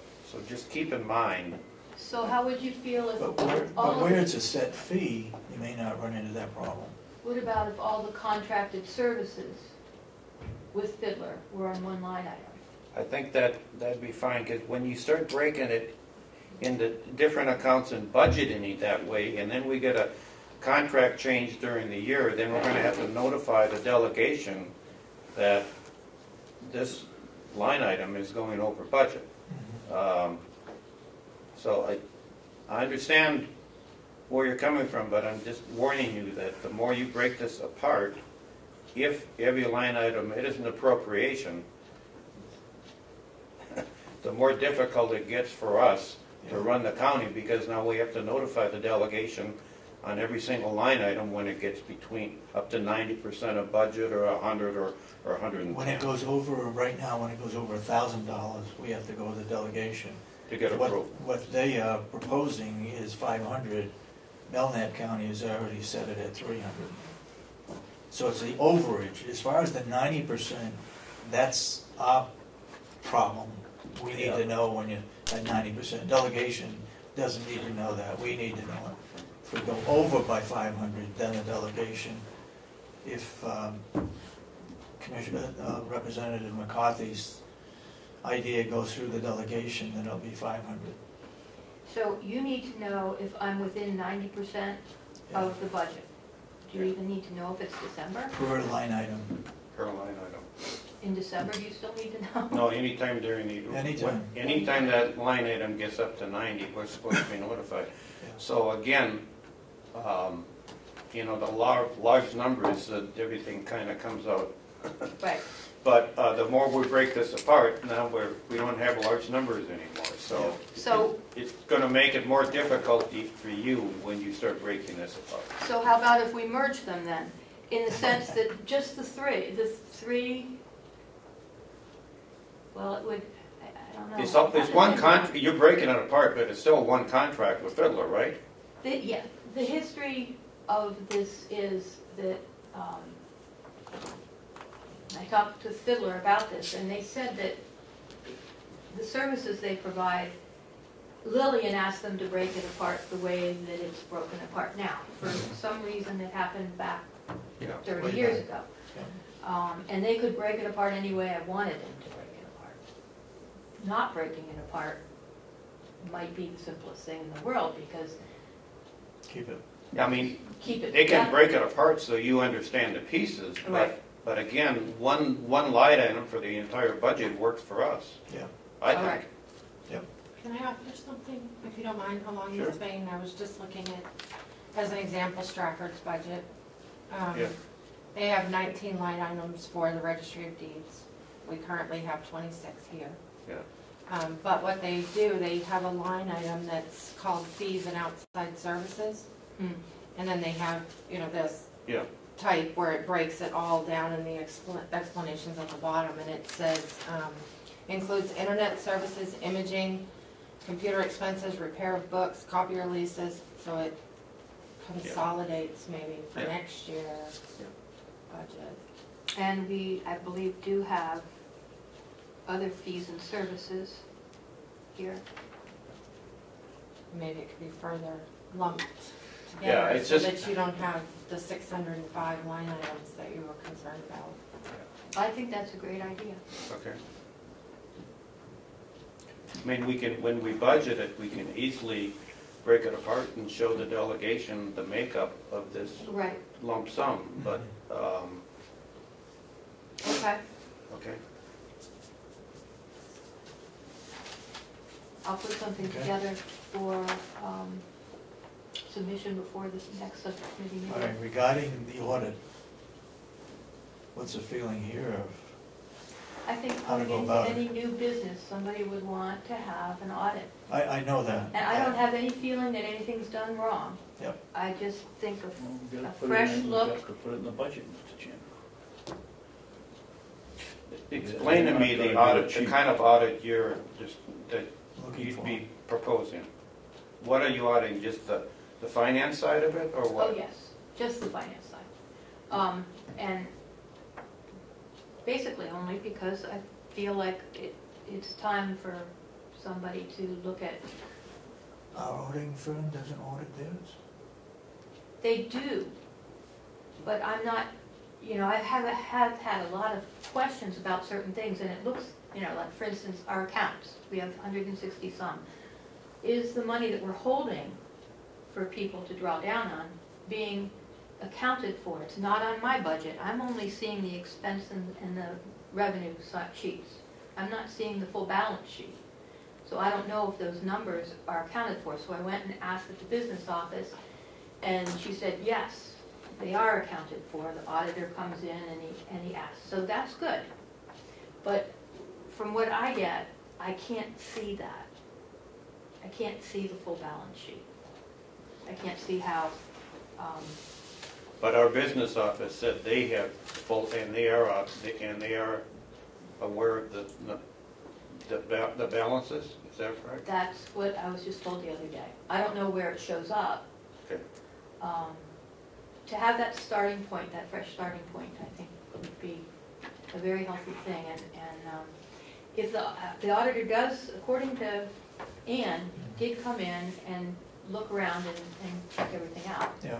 And I wouldn't be opposed to him just sitting down and showing me how it all works out and, establishing a January 7th, 2015 balance sheet so that I can work off of that. Well, Is that something the treasurer could do? yeah, but, the thing is, we're still playing catch-up on the I know. audits. So, But the further away we get from January, the harder this will be to do. but by the end of this year, it was supposed to be current. Yeah. So, my suggestion is, let's wait until we get current. Okay? And that's supposed to happen by December. of this First year. of December. 1st of December.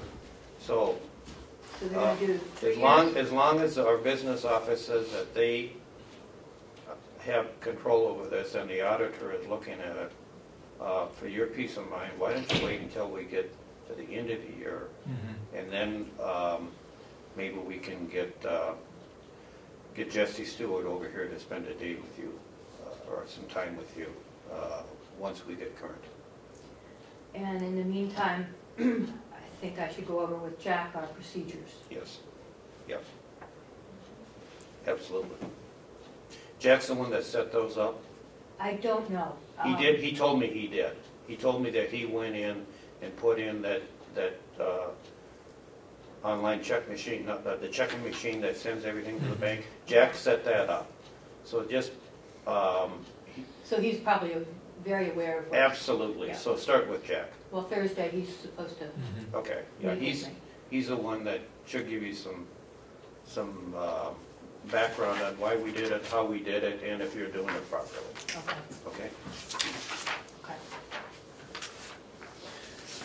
Okay, any other questions on the things that we just covered?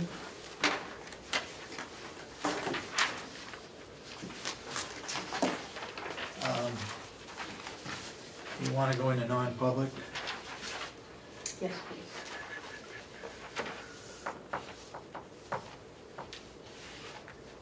How long do you think that would take? 10 minutes? Okay. All right, do I hear a motion to go into non-public? So, Under what?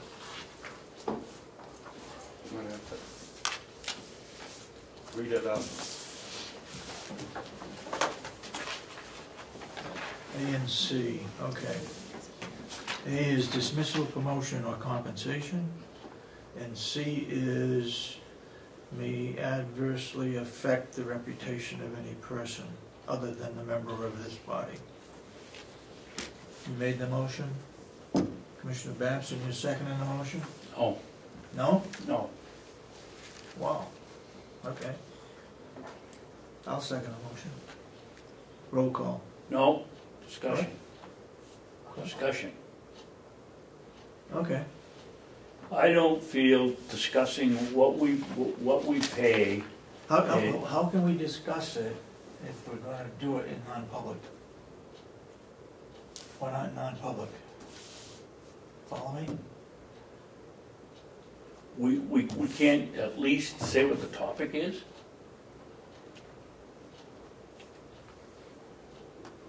To me, this is in no way a non-public issue.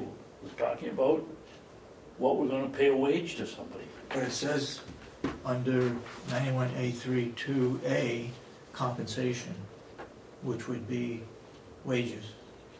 Yes, Mr. Chairman, but I interpret that to be for an individual's job, not what we're gonna pay the farm crew, not what we're gonna pay the office crew as a group. We're just talking about setting a wage rate. But if I could interject, if it's a very small department, it may only be 1 or 2 people, so therefore, it's not hard to connect the dots and figure out who we're talking about. What, Commissioner Sorensen. why can't we discuss it in non-public? I don't think it's non-public Oh, material. okay, I got what you're saying. Excuse Okay. me? Yep. Commissioner Sorensen, this will involve names, this discussion. We will be talking about employees. Apparently you're well aware of what's going on, I'm not. Yes, I am. Um, My question Why to don't- you, Mr. Chairman, would Yep. be, if I don't feel that this is non-public material, do I excuse myself from this meeting, or do I sit here and partake in it? I honestly don't believe this is non-public.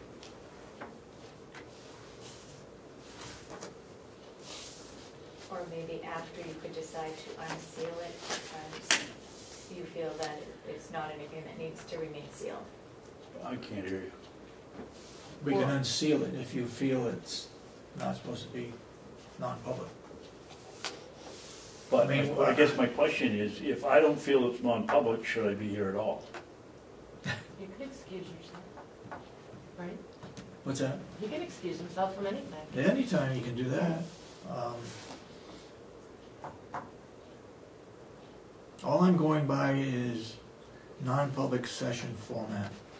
And if we're gonna talk about compensation, and we're gonna talk about names, then it could affect the reputation of a person. Am I not Except correct? we don't know what the discussion, as you pointed out. I don't know what it is. I have no idea what we're gonna be talking about. All I know is what I read here, and it's talking about wage scales. Well, if we're looking at union contracts, we look at wage scales, and that's non-public. Yeah, but you're negotiating a contract there. This is Aren't we just- talking about that here? No, We're these are not. non-public, these are non-union employees. Let me ask you this. Will it affect the individual's reputation It may. and mine? How? If you don't pay them, if they don't get a raise or they get a decrease, Well, if it's, She can't talk about that. it's true. I think, Mr. Chairman, I'd be more comfortable if I excused myself from this discussion and left it up to you two. I honestly don't believe this is non-public discussion. okay, you made the motion, I second it. Yep. You want to discuss it any further? Well, You always have the option, as you've done in the past, once you're in there, and if you feel that it's not a non-public issue, you can. We can pull cut it out off right there. Immediately, right. again, if we're talking about a named Individuals, employee yeah. and a salary, to me, that's a non-public issue, but I would agree, because it falls within the constraints of 91A Yeah. on A:3 2A. The dismissal, promotion, or compensation of any public employee, Mhm. and as the registrar has indicated, that there will be names mentioned. It's not talking about a generalization, so I think you're safe to do that. And if you decide to unseal the minutes, Yep. then that's the remedy of making it public. Motion's been made and seconded, roll call. Commissioner Miller, yes. Commissioner Sorensen. Yes. Commissioner Babson. No. Okay, we now are in non-public session. Okay, a motion was made to go back into public and that the minutes would not be sealed. Okay? We don't have to give a reason for it because we're not sealing them, You right? don't seal it. Okay. All right, what do you want to do for, you got anything else? I'm all set. Do you have anything else for Okay. me? You have anything? No. Okay, thank you. We have a Thank couple you. of short things for work session. Go ahead. And that, well, we're gonna take a break, Sure. We want to take a break? This is just Go for lunch or what? thoughts. It doesn't mean that I have to go to the bathroom. What do I you- can stick around if you want to go have lunch. It's up to you. Or just let me go. Why don't we We only take a 5-minute bathroom break and just finish up? We only have a couple of We things. only got two Okay. things Yeah, to there's do. just two things. We only got a couple of things to do. 5-minute recess. Thank you. Hopefully it's short, sweet, please.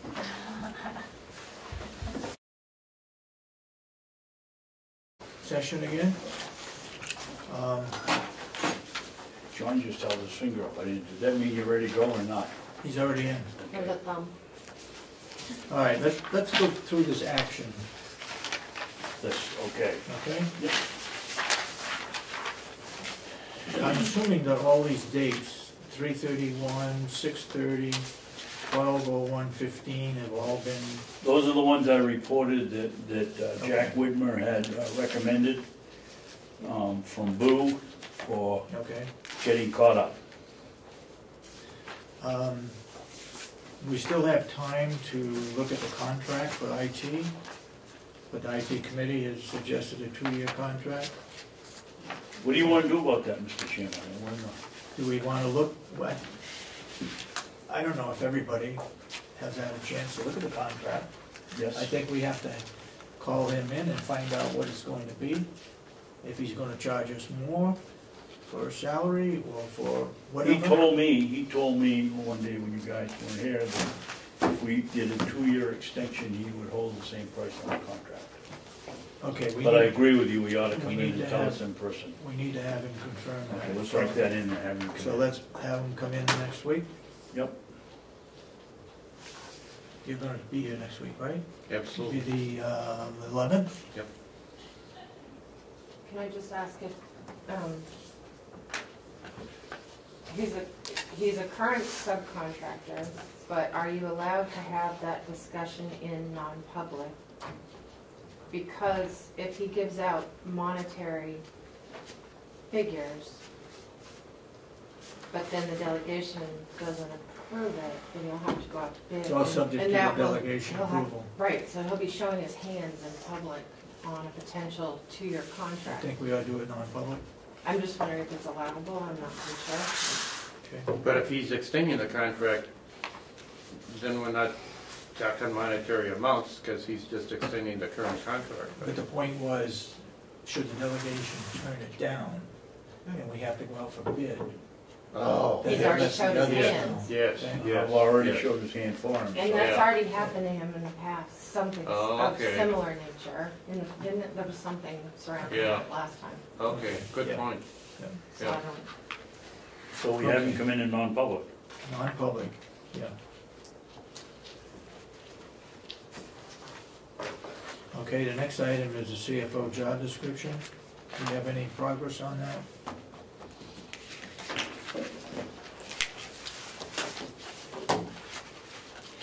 Will be discussed at the 2/13. What the heck is the 2/13? Oh, that's, That's a subcommittee meeting. yeah, For- so that's gonna be, what is that? Is that Umberger subcommittee? Yes. She said that's gonna be like the main thing on the agenda. That's Okay. Representative Cordelli, Umberger, And Butler. Butler, and is it Bucco on that one? No, I don't know. This, He doesn't have this is some boilerplate that, that I just picked up off the internet. I didn't make a copy of it, but if you just, my issue on the current job description is that we have some people in the delegation that want a administrator, and we have some that think we need a financial officer, and I want this, in my mind, to read like we're asking for both in the same person. So I want to stress the primary purpose right here should, in my mind, should be 2 paragraphs, one about the financial responsibility and one about the administrative responsibility.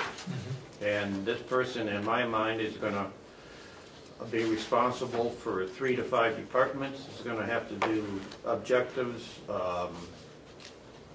goals and objectives, review his personnel. He's going to have to be in on union negotiations. He's going to be a true, or she, a true administrator. And I would like, you can change it to chief financial officer and administrator, or administrator and chief financial officer. But to me, when you read the primary purpose, it ought to include like a 50-50 break between both positions and make it look like we need an administrator with a finance background or a finance guy with an administrator background, and somebody that can manage between 10 to 60 employees. Okay, let's say we find somebody that, good administrator, but not quite as good a financial person. Okay, now if we had that, and he hired a second in command down the road, or had a wingman that had a really good financial background, fine. realistically, then we're not gonna get that. We're gonna get one person if we get any. I understand that. I would like to see a 60-40. I'd like to see a financial at 60 and an administrator at 40 until at some point in time our financial situations get straightened out. We have all the policies, all the stuff that the audit, performance audit required or suggested that we do. That once that gets done, then we can take another look at it and say we need to switch that person's duties more towards administration. Go ahead, Commissioner. This is just my own opinion, having been around here for 2 years on the inside and several years on the outside. I think that we do a pretty good job administratively here at the county. Where we really have fallen down is the financial end of things. And in my opinion, we need somebody with a far greater financial background than we do administrative.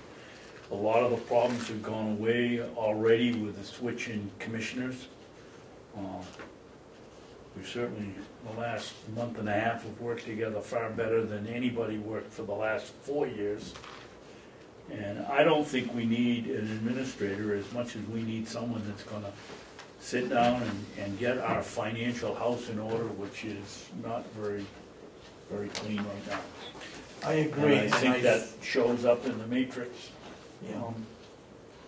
Job.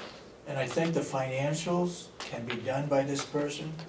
That would save us roughly $15,000 a year if that person is qualified to do that work, which is where I see us going. So every year from now on, once we hire that person, they can do the financials. The audit still has to go out to a private company.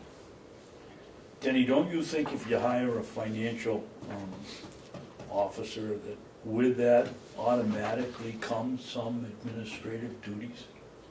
It truly does, but you know, it depends on this individual's background, and some of them might have very strong administrative background and experience, and some of them may have only supervised, you know, a secretary and a bookkeeper. So a lot of it depends on the individual that we end up hiring. But long term, and I think the reason for having commissioners is to try to run the county from policies up on top, and a lot of the day-to-day, I know we have very good administrators, I mean, not administrators, but the supervisors and department heads. We have very good ones, but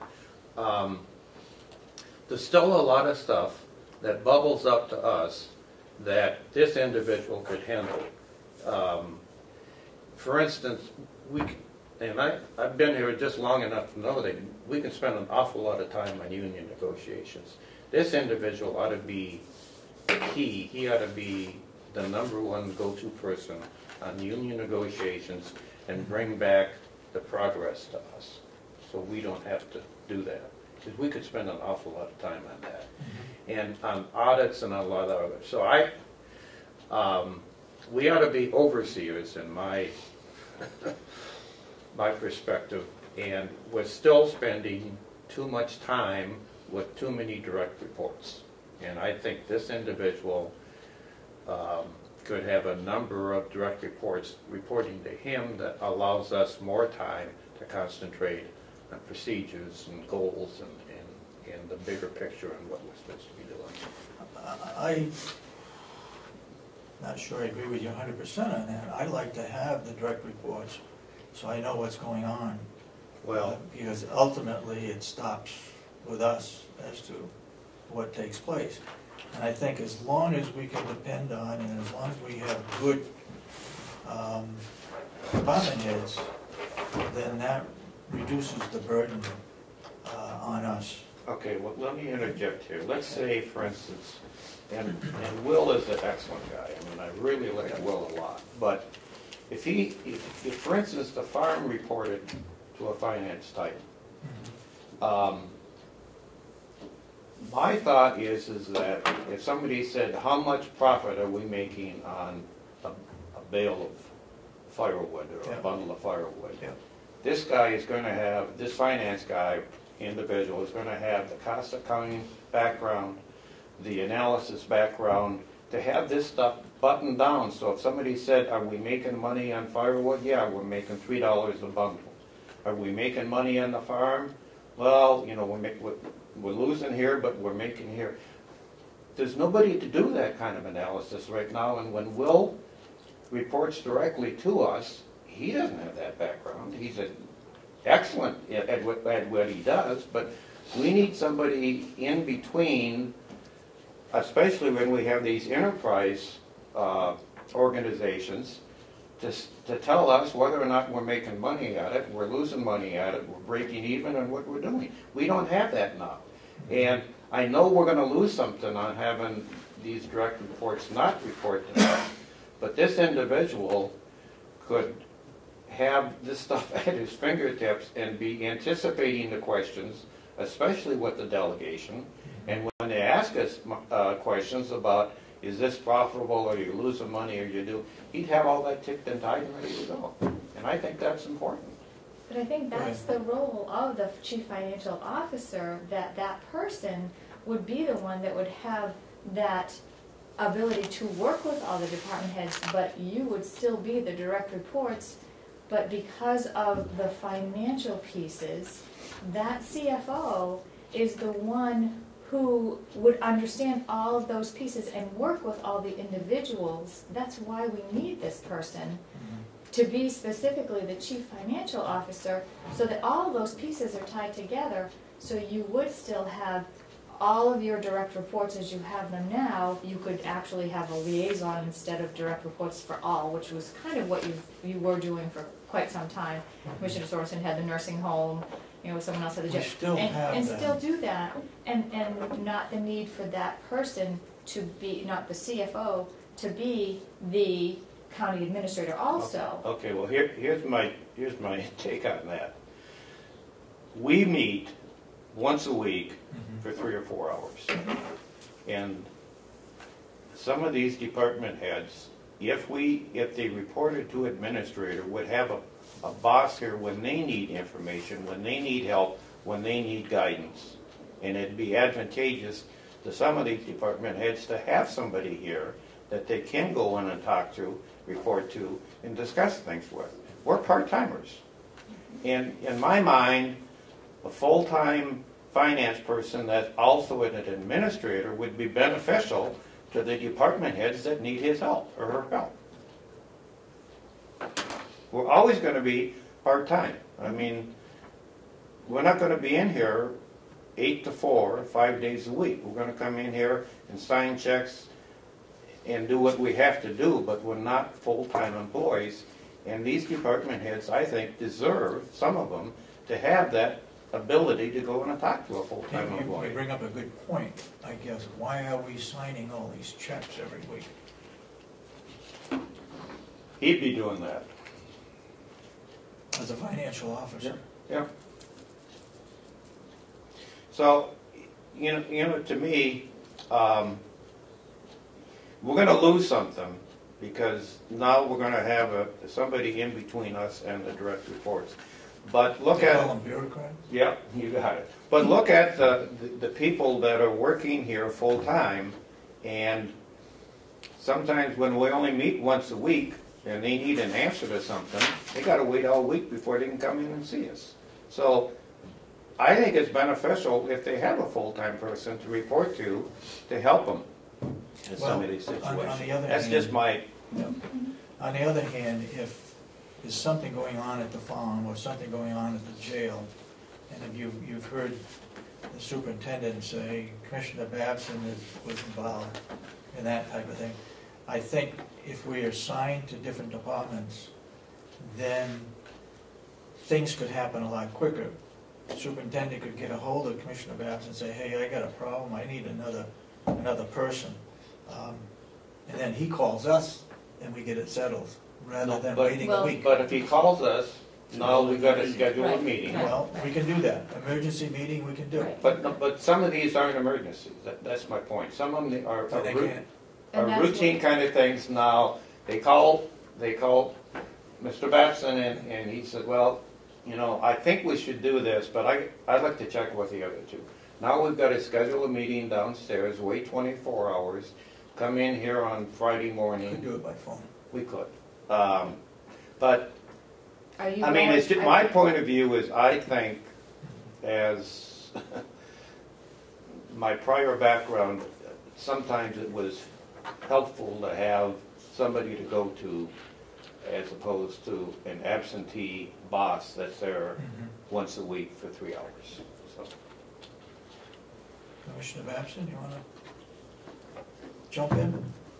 Well, you know, it isn't 4 hours a week to begin with. It's most every day for me. Not Well, long, but yeah. I don't Well, expect the other two. But I'm trying to make my point valid, so I know. I think what we need, I think what we need to do, if we have, if I have the farm and David has the nursing home and Denny has the sheriff's Sheriff. department, Yeah. however Yeah. it works out, Yeah. and we get, and because of 91A, we can't do it unless we call a meeting and go through all the public maneuvering. If we each had one of these divisions, what we'd have to do is, okay, Babson, you're in charge of the farm, you make the decision, and the two of us will, unless it's really wacky, stand behind you. And, David, you got the nursing home. I don't see any other way we can do it if we don't have an administrator. Yep. And we don't wanna have a public meeting 3 times a week. Okay. Now, that would work for the 3 of us. What Might happens? not work for the next 3. That's my You'll be around for the next 3 too, so No, after no, wait a minute. after that. No, I mean, it might work for the next 2 years. Now we gotta change the guards, and all of a sudden it's not working. Wouldn't it be beneficial for the county if they had somebody? Well, at that point in time, if we go with what we're talking about, a 50-50 or a Yeah, 60-40, yeah. at that particular time, our financials would get straightened out, I hope within the next 2 years, Yeah, they're all done, Yeah, then they can shift more towards administration. okay, I hear you. I don't, And I totally agree, because the communication has been a little challenging, and I think the CFO position, bringing some collaborative effort, and yes, being that higher ranking person, I think this person being able to bring things together, we, and I say all the department heads as well as the commissioners, you know, if we started doing staff memos, if we started doing things that would increase communication to be Yeah. much more effective, instead of the knee-jerk reaction of, oh my gosh, this happened yesterday and we gotta solve it. If we were much more proactive, because we have, and from my only 1.5 years being here, it's been a lot of reactive and not the best communication. You know, having staff memos, having things prepared, having the commissioner's agenda very well ahead of time, instead of, you know, here you go. And that person, absolutely, because they will work hand in hand with that, and they oversee the administrative assistant to the commissioners, could be much, much smoother. And I think that you're absolutely right. You have got some very good department heads who sometimes feel a little lost because of that communication. And I think with this person, that flow would be so much better. And number one, our finances and the responsibilities of this person would align the departments, the county, the delegation so much more effectively. okay, let's get back to the job description. You feel comfortable in writing up that first paragraph as to financial officer and an administrator? I think you and I could, How about if we Yeah. work on that together? Yeah. Without making it be specifically, if I look at these, some of these roles, sure, help assisting with day-to-day operations, but firing, hiring, you know, a lot of these things would not be in their purview Yeah. because of everything that, you know, how it's supposed to work. Yeah. So we could work together on Yeah. that. yeah, and I'm gonna see you tomorrow, so let's do it tomorrow. We don't need your trademark, I must know a lot about board games. No, Boggle would help. yeah. One thing on the back page, I really objected. It says requires a minimum of a master's degree. I really don't think that's required. A bachelor's degree with 10 years worth of experience is more important to me than a master's degree with 1 year of experience. So I don't think we need the master's. Okay, That's my point. I mean, Okay. my position, I don't think we should put that in there. okay. Been my position all along, and as Chairman Sorensen knows over the years, with UNH having insisting on a master's degree, which I eventually got changed. I believe work experience is just as important as Yeah. No the problem master's changing that. degree. So minimum of 10 years experience, is that? That'd be I think fine, I heard you that'd be say that, fine with right? me, yep. 8 to Yeah. 10 Yeah. years. And the work schedule on page 3, I want to take the hours out of there. Mhm. You're on This salary, is you salary. have to get the Salary job done. position. Yep, salaried exempt, and the reason that we usually typically put like generally, like on most of the administrative Yeah, I've positions, seen it that. says generally because our building is open from 8 to 4. Yeah. And it should say in the beginning, and I don't know if Debbie had that, a salaried exempt position. When you're salaried exempt, you work whatever it takes. Yep. These are just, That's the minimum, 8 to 4. Minimum, right? well, salaried means salaried. Salaried exempt Might be means 2 salaried hours exempt. one day and 16 the next. Yep, Okay. yep, Do we have to put the bodybuilding routine in here? yes.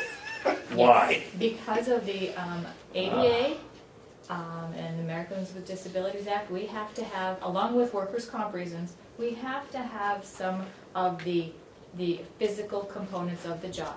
We have to. It meets the ADA requirements. I mean, to No be big a deal, financial guy? Yes, I mean, how many pencils make up 50 pounds? I mean, it's just, why do you even need it? You don't, It's just nuts. Who said we need to have And the it might not extra? be, 50 pounds, it may be 20 pounds, which is a case of paper. Or actually, we'd weigh a case of paper and find out how much a case of paper weighs. Put that amount in there. But we do need to have, I think Physical that's left components. up to the HR. yes, You've done all that stuff, Yeah. just make sure we're covered, thank you. Good point. all right? Much We as all I clear hate on it, that? good point. Now, look, Friday, We've gotta have a draft of this ready by. 13th, yeah. Next Friday, a week from Friday. We gotta have it ready for the 11th, for our meeting. For the commissioners meeting, so they can give it to the subcommittee. For So the we can third. look at it, So next, and so that all three of us this agree has to with be it. ready by next Wednesday. Wednesday, Next Wednesday. yeah. So you and I should Yep. spend enough time tomorrow to finish this. Okay, all right, let's move on. I will check and make sure that we look at a countywide copier contract. Okay, We had, the IT committee had looked into that. they have, They had looked into that, and that was what the committee had, they brought every department brought all their contracts in, we talked about it. They had said that in the future, we hope to move in that direction, the sheriff's office, because they were on a totally different company. That is the direction they're going in, and it would be great if in the next year or two, we could be on one copier company with one contract. So, I don't know I know Denny's gonna be sitting on the next IT committee meeting. We could bring that up again, and you could get information from the sheriff's department as to when their contracts are done, so that we could, either if we have to stretch them out to hold on until he can catch up, or whatever we need to do, but to get to having everybody on a copier contract for the county, which would be much more cost effective. You remember, David, when I first took office here, that was one of my pet peeves, and I went out and got all the information from all the heads of the departments for how many copying machines they had. Wish I still had downstairs somewhere. But there is, I think the jail had 4 copying machines, the sheriff had 2 or 3. There's a dozen copying machines around here, and we ought to be on a well, I think we need to nationwide look at it, and contract. see if we need all those. The jail has all those copy machines? I don't think they do anymore, but I think at one point they had. Well, they so. have one in processing, one in the office, one somewhere else, maybe. That's two, One in that's medicine. probably enough. The sergeants can go from their office to the administrative office to make a copy if they have to. I That's would if we think. have any sergeants. And hopefully, at some point, just another strong plug for the fiber optics. Once our systems are up to a level where we can do networking and we can send things to different copiers, then that may even be one of the other pieces that can eliminate some of those and have Mhm. one solid copier contract. Okay. What did we decide on the copy? Was it 50 cents? Are you jumping to policies now? I'm jumping No, to the- right to know Right to policy. know. I know, are you jumping to Yeah. policies now? Are we done with the draft of this? Oh, you We're and all- Denny are gonna get We're together. all done with that? Yeah. Okay, All right. they jump so fast. Okay, I do Well, have, we need to, I we've got a have, lot of stuff yet to do, and we want getting hungry. I have the only change that was indicated, and because this was a fairly new policy last year, the only change that was made to it was to change it to 75 cents. Okay. And Okay. I was gonna ask Liz if that was still an applicable cost. 75 cents, we So agreed it's to? 75 cents. Okay. If you would like to amend the policy and then sign a new one, did you get? I don't know how you can amend it, but my feeling is 75 cents if someone has to go and just pull something out of the file cabinet in their desk and copy it and give it to somebody is too much. But when you have to spend a day looking around for the You information. want to make exceptions to the policy? Then we Well, get I into don't know, trouble. that's what I said, I don't know how you do it, No. because 75 cents isn't enough if somebody has to come upstairs here for 8 hours and look through the file That's cabinet.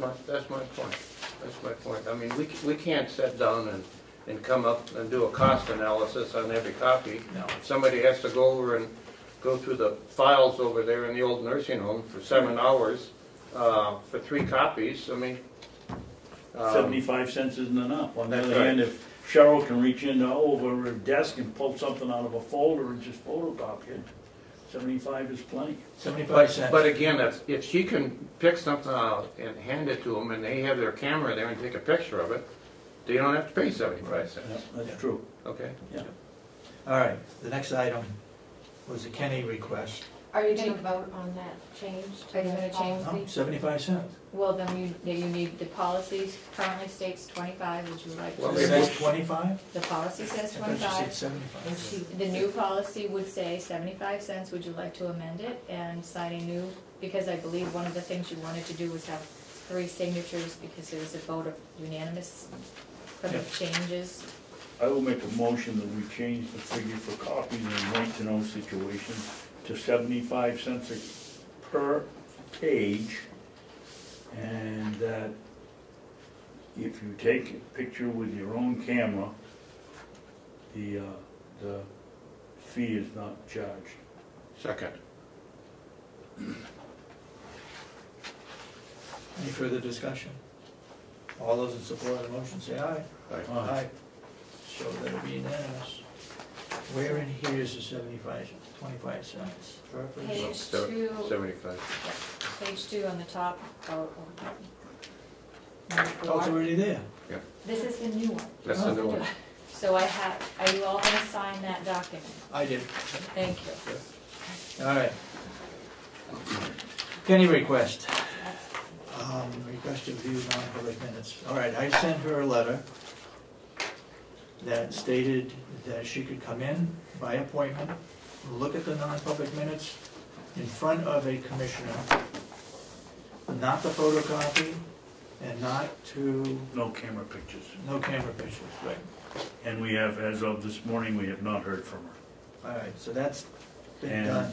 Mr. Chairman, if you don't mind, sometime the last thing we do, so we don't hold people up, Yeah. I would like to go back into a non-public session and discuss this legal situation. After talking to Liz this morning. I'm just letting you know. So you give you plenty of time to decide Let's try to not get through to. some of this, and then we can go back, okay? Yeah, that's what I'm saying. All right. Give me a heads up. Okay. Fiber optics, that's, The IT committee is working on that. that's in there, and that's 80,000, okay. I'm going to request Commissioner to send a letter to the governor as soon as possible. Did you guys get that letter from Yes. her yesterday? Yes. Is that what she wants us to say? No, what's that one? she wrote, if we're talking about the same one, Dennis, she said something to the effect, you better read this letter from Commissioner Oh, I haven't. Tamales or Yeah, I whatever, haven't Tamale, whatever his name Thomas. is, whatever it is. Okay. And before you have Howie send a letter in, and that's what I was reading this morning. Oh, It's a okay. very clear explanation of why the rates, why you're getting less money paid Okay, to us here. okay. So, 3 pages long, it's worth reading. Did you forward that to Howie? We should forward that to Howie. If he's gonna do a draft for us to send to the he governor. did a draft already. I know, Yeah, but and she she's saying- said before we send the letter to the governor, Yeah. let's send that letter to Howie so he can read it. I'll look when I go home then and see if he was copied. Okay. Well, he got the letter anyway because the letter was sent to him. It was sent to nursing home administrators, Oh, so he did read it as far then? as I know. Okay, I'll check and see. okay. So who now is going to write to the governor, or draft up a letter She's so that we suggesting, can? from what I could get out of it, and after reading the letters, she's suggesting that you don't write her. You don't write it. Basically, you don't write them. That's what I get out of it. Okay, I haven't Because read, it was well documented that. When did that get sent? Yesterday. yeah, I got the email last night and I haven't read it All yet. right, last night. Probably, the internet probably hasn't got to eaten yet.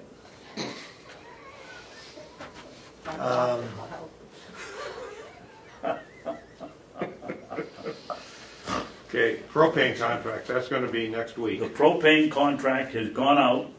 Due back to the 17th? Foster's, Union Leader, and Conway's Son, and on the internet, and we sent copy to each of the 3 gentlemen that were kind enough to come in and educate us. So we're gonna open those on the 20th? Yep, Okay. what, That's, Yes, yes. yes. I would suggest that any contracts that we have, number one, a contract is kept in our office downstairs in the administration portion, in a folder. in a folder. Second, that wherever we send these bids out, a copy of the bid, and wherever we send them out to, that is listed on there. And Right. the bid should show what date it's gonna come in, When she writes And the then- bid out, she ought to write down who she's, where it's published and who. where it was published. And who it was written. And then lastly is that when we accept it, it's a vote unanimous or whatever the vote is taken, So- when it is taken. So Cheryl's gonna collect those the proposals and keep them for us? Yes, Okay, that's how got it it. usually works. Okay. And then we open them and we give them to the individual that's responsible for whatever the commodity is. Okay. All right, next item is right to know request.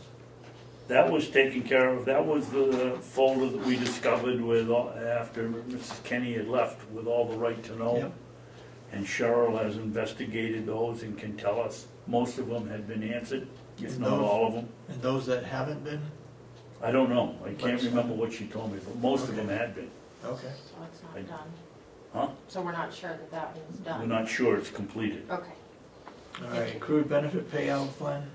I want to sit down with Debbie this afternoon, and I want to see, I want her to go through the entire payroll file and take the accrued vacation and the accrued sick pay for every single employee, multiply it out into two columns, average? add up the total amount and find out what our exposure is. And I want to find out what our turnover is for the entire county, with the jail and without the jail. And then I want to find out what the average payout has been per employee to see how many employees are covered by that $30,000. Then we can say our exposure is $300,000. We have a turnover of 7 employees per year, and the average payout is $16 per employee. And then here's why we need it, and then it's a yes or no. Okay. You weren't here for that meeting, David, but Commissioner Representative Umberger was adamant about knowing what the policies were. I would recommend that we write her a letter and suggest to her that she look at the web page, because all of the information is on it, how many sick days, how many vacation days an individual gets. Is I don't it know on the why web we page? should have to go through books and look up and send her copies when it's all right there in front of her. It's not. Personnel policy is how you accrue time and. Yep, Yeah, it's what on the Under what web page, and the circumstances contracts it's are on the supposed to what web I was page. gonna do for Representative Umberger was just copy the pages applicable, whether it be Yes, the union contract, whether it be the personnel contract, I mean, the personnel Perfect. policy. So I was just gonna copy those pages and get those for her. well, you're gonna copy the pages, or are you gonna suggest that it's on page 5 in the web page in the contract? No, No, I you just, copy I'll and copy the send them. pages and give her that, so Yeah. she can look at all of the information Okay, Yeah, related but, to you it. know, in my mind, the policies, the only thing they tell you is what somebody's entitled to. I'd like to see the finance. We have an You unfunded could still liability. do we have a that. huge Yeah. unfunded liability. Yeah, I want to see what it is. I think the commissioners had asked all the department heads at one point to bring their top, I don't know, 5 people. Top 3 or 5 Yeah, of we those. did. as Yeah. you We did, you did. asked them to Yeah. bring it to you so that you could see, Yeah. which is where you came up with the 30,000, just from the top few accruals. Yeah. And that's how you would come to that. What did number. we figure when that, was it 6 people we figured was the average that left, or 3?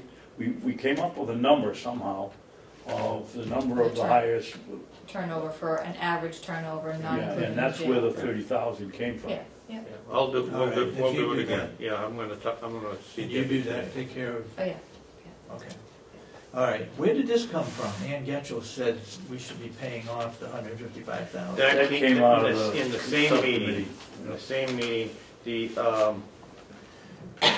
Ann Getchell proposed that To, for the water bond, we're paying 4.5%, and we paid it for X number of years, and they made the suggestion that we should pay out the entire amount, and the delegation was thinking about it. That's my recollection. What was the amount, 49,000 or 149,000? 100 and, Well, 147, 149? 140 something. Yeah, I mean, this year's payment's like $14,000, and that will leave a balance of $140,992. Yeah, okay.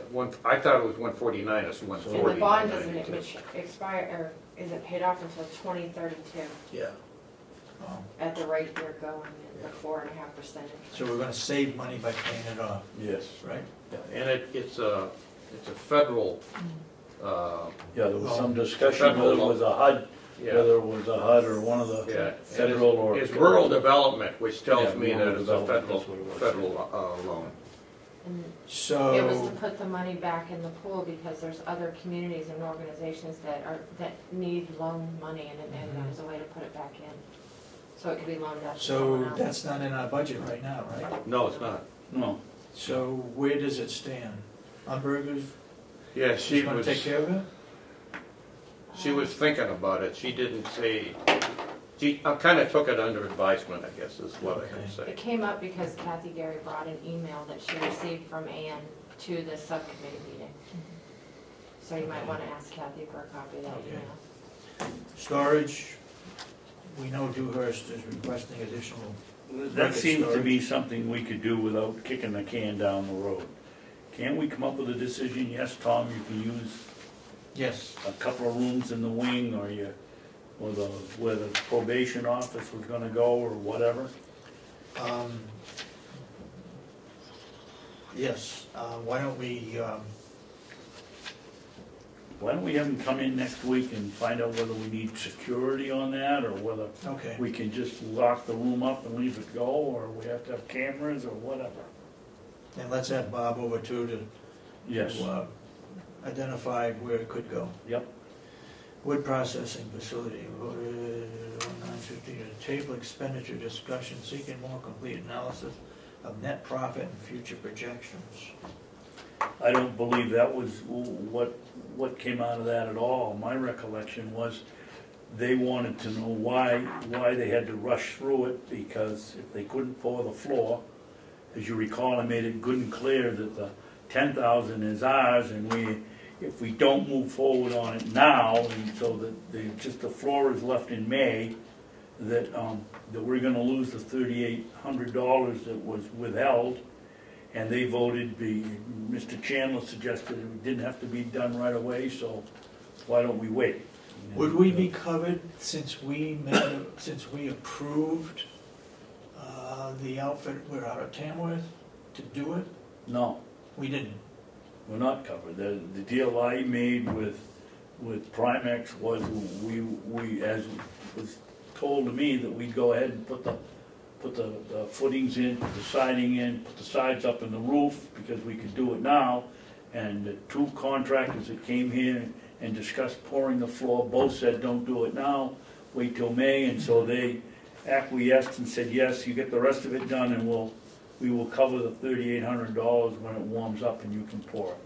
My guess is now we're gonna lose that 38 because we don't have the rest of the building up. But that was the delegation's decision, and they knew on it when they voted on it. So that's delegation. Yep. I can't believe they throw away almost $4,000. I can't believe they throw away almost 100,000 in revenue. I know. All Probation right, sell the green dump truck, where's that stand? Oh, It sits right out there. Can I It's just still get, there? Yeah. sorry, All right, let's, can I just get clarification on the wood processing for the minute? So they tabled the discussion because they want more information. Are you going to work on providing more information, or are you just gonna wait to see how it plays out on the 20th? They didn't need any more, what was the information they needed? We had the contract for building it. If we didn't do it ourselves, we had the price, the quotes for the foundation, and we had the quotes for the slab. They just didn't, they said they'd wait till later in the year before they'd make the everybody decision. had a copy of that? All right, I'm just Did trying to, everybody have a copy of that? I can't remember. Was it in writing? I'm trying to find the delegation, the part in the delegation meeting minutes, so Okay. that you can know. Let's, Just take me a second. Would you put that all down on a piece of paper? Should be in the minute. You got it all? Okay. And maybe I'm wrong, maybe they did want more information, but I don't know what they'd want if we had it all. Well, tell me about this dump. Do we have an extra truck we're trying to get rid of, or junk? It's The a dump parts, Yeah, it's rusted out. And the So question nothing is, working on it. we need to get rid of it, and we can get, either take it apart, take parts out of it and sell it like he did one of Oh, the other I vehicles. saw it over there, yeah. But is Or, it reasonable to ask him to do it now with the snow and everything else he has to do? And it's outside, you could pull it apart and start selling the motor and the transmission? Or should we wait till spring when he can advertise it as parts and turn around and take it apart? if it was mine, I'd call whoever gives you $350 for a vehicle and get it out of here. Yes, it's got about, the car is worth $200, that truck has got to be worth $400 worth of steel. I say, why don't we just junk it, take the $400? That's what I Well, think. he's been pretty successful selling the parts. Oh, has the he? last two, yeah. He did with the vehicle, but you know, Okay. come spring, He'll have other things to do. he's got other stuff to do. I wanna see that greenhouse out there full of plants come spring. And I know he's not gonna have time to do it. Anyway, my feeling is get what we can and get it out of here. Okay, Trail project, that's for spring. Kitchen status, my guess says that's dead. dead? That's my guess. New Hampshire probation, Dead, deader than dead. okay. Was there an article in the Independent? Yes, there was an editorial. How was that? I didn't see I it. would say, my reading of it was they took the delegation to task. I thought it was a very, Good article. very, very good article. I mean, And was it talks accurate. about all the towns, and we all have old buildings, and why not use them? I mean, to have that thing literally sit there and rot and fall down, because it's a valuable asset, we could do something with it. Yep. Doesn't make sense. Agreed. We And he need, put in it that we paid $512,000 to take down the other two wings. 2 wings, yeah, $500,000 to tear it down. you know, those kinds of things, somebody needs to keep a copy of that. I'm not sure where, does that go to Like the our newspaper? business? Yeah, I've we need to have a always- folder or Yeah. a notebook where we keep all of it. And that Cheryl should, because the paper's coming Okay. down there, and all All those right. articles should be Oh, archived. Talk to Cheryl, that's a good idea. Yeah, yeah, Okay, sorry, Cheryl. ozone system, is that a dead issue?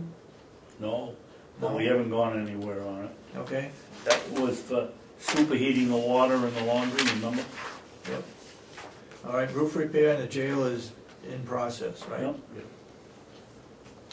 5-year plan, Henry said a firm will develop a 5-year capital plan for the building status, capital reserve for 2015.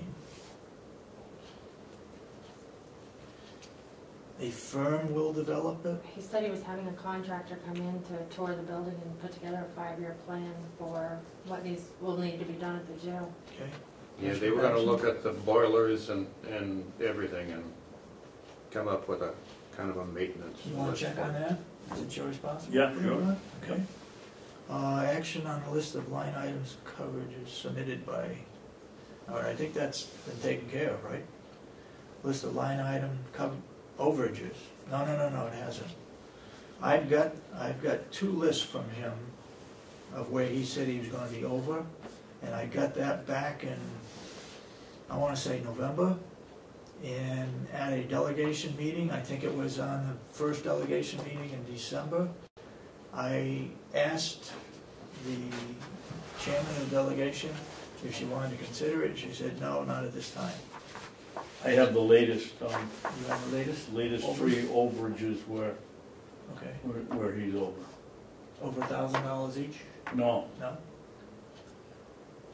Okay, oh, yeah, wait a minute, yes, definitely. okay. Well, you know one is health, right? What?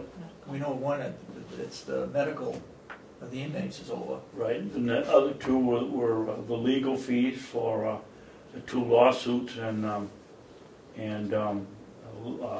labor negotiations. And the third one was, we just had it, Okay, don't worry about it. So do you Oh, the want- boiler, $8,000 for the boiler. That Okay. wasn't planned on. And, health, medical was over Yeah. Well, either 18,000, he was over total $46,000 over his budget. Okay, formula land dispute, So, give me some guidance here. Did we talk to anybody in Stratford County on this? no. No, Who would, and I'll be happy to follow, who should I contact down there, commissioner, or where do I start on this? Well, we get down there Friday, buttonhole George or one of George his Aguilera's, crews. yeah. Okay. Or if Bauer is there, who's there, nursing home and administrator, he fills two roles. I couldn't find anything in the RSA's that says the commissioners are required to perambulate the county line. Unless it's for a place that doesn't have an organization. So I think maybe at Hales you might have to because you're the selectman, so yes you do. Yeah, But I couldn't find an RSA that said you're responsible for knowing where any of the lines are and trying to figure out why you're involved. I think we're involved because it is a boundary line between us and Stratford County. Between Wakefield and Middleton, right? Yeah, which are two different counties, so I mean, Yeah. Towns. the towns threw it up and said, we're not gonna do anything about it. So doesn't he have to go to court? I mean, Well, Yeah. I think he's hoping that we're gonna settle it before he goes to court, so I'm just gonna get a hold of Stratford and say, are you guys interested in resolving this dispute? I'll give you the folder. Yeah, because it's gonna cost us some money, and if they say, no, we don't wanna get involved, then Yeah. we'll get back to Mr. Fournier and say, the counties aren't gonna get involved either, so. I just, Okay, were there any other additions added to this action list? I It's not here. just Melissa, this updated is it very this handy, week. this is very helpful. Okay, I just, let's look at the minutes. No, you're still under, work session, are we got other not? stuff. Yeah, but we gotta get through the minutes too. Well, you wanna do the minutes and then come back to the work Yeah. session, or keep Yeah. going? I mean, I Yeah. don't wanna get you confused. I wanna get through the minutes so we don't forget them. Okay? Okay, we'll do that. January 29th. I make a motion we approve the minutes Second. of January 29th. Seconded. No No corrections? corrections. No. All those in support of the motion say aye. Aye. Aye, and so voted. Now can we go back to Now we can go back. Non-public All right. minutes. the two sets of non-public minutes?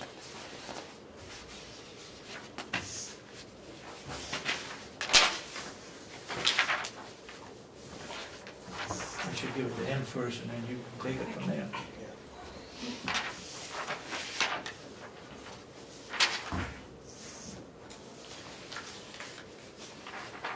Did Mr. Babson, he has been signed.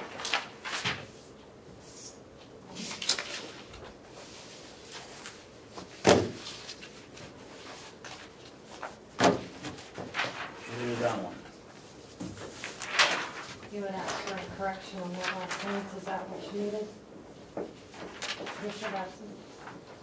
That's, you had asked me to change the wording on the last sentence to include returning his equipment, is that, Oh, yeah, that's right, I forgot you. so, does that sound okay now? I'll read it again.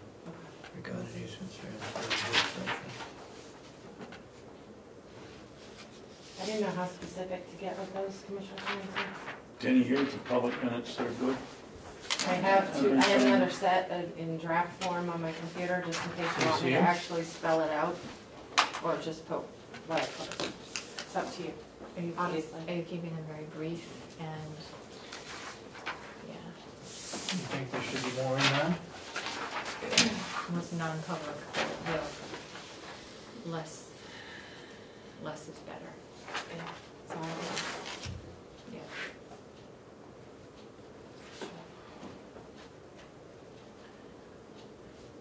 I'm also trying to balance, Uh, make sure you have a Want me to make a document motion trail here, David, or? of what was Yeah. brought forward. Yep, go ahead. I'll make a motion that we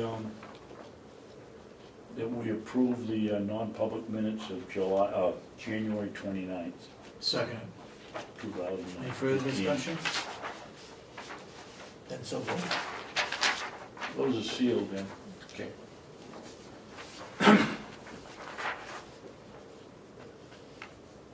sorry, did you vote? I heard a motion and a second. Did you vote to approve the non-public from Yes. Yeah. last week? Okay, Okay, thank you. and then we'll look at January 7th, non-public, 2 of 2. Can I look at that? Melissa was pointing out something she added for me.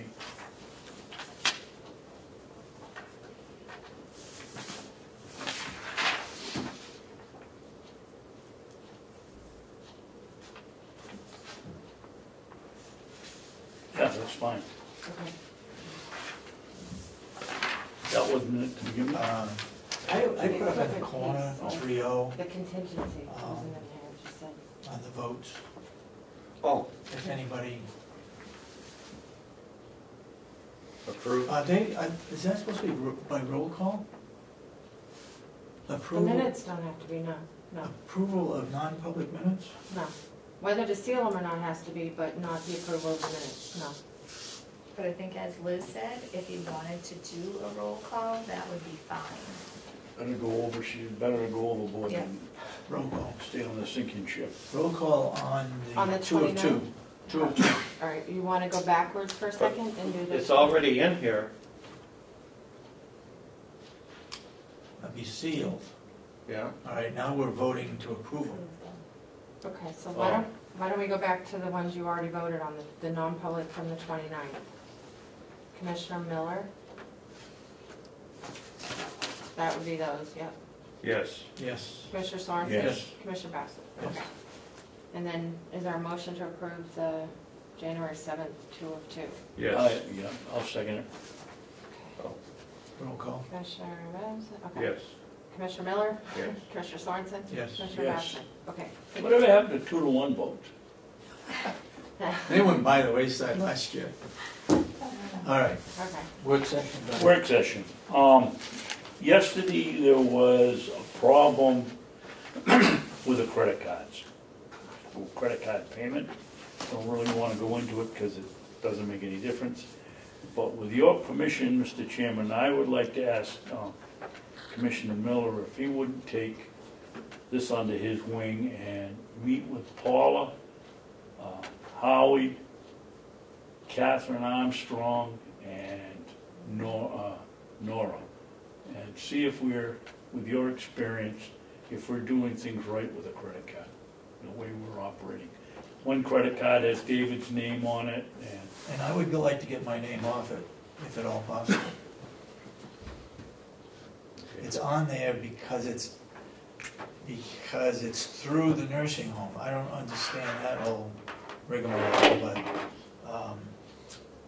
if my name can get off it and have the county on it, So somebody I think has to be we have responsible. a county nursing home credit card, is that, We have a county credit card, A but it's county through the nursing home. and only the nursing home? No, no, we have one for the sheriff, we have one for the business office, and we yeah, have one for the- mine is for the county, so that if Gwinnett wanted to go pay a registration fee or an airline ticket, it can be done by a credit card, Okay, now is that, and that's right out of our office. so do we have more than one account, or are you talking the same account? I can't answer that, but that one account, if it is one account, is broken down by every single individual that uses it and what they've purchased. Okay, again, so we have the sheriff, They have their own. They have their own. Yeah. okay, Yeah. who else do The we business Jail office has is their own. David's. have? The jail has one? Yep. David has one that covers the The rest of the county. business, yeah, the administration, administration building. Okay, and the nursing home has one? Did they have their own? I don't know, I don't think so. This is the county attorney's on, they have one, right, because they need to have one for incidentals and expenses. I don't believe I've ever, I don't know that They I've ever should. seen I one don't think signed, they I don't need think so. No? Wow, okay. How about registry does not, right? No. I don't believe so.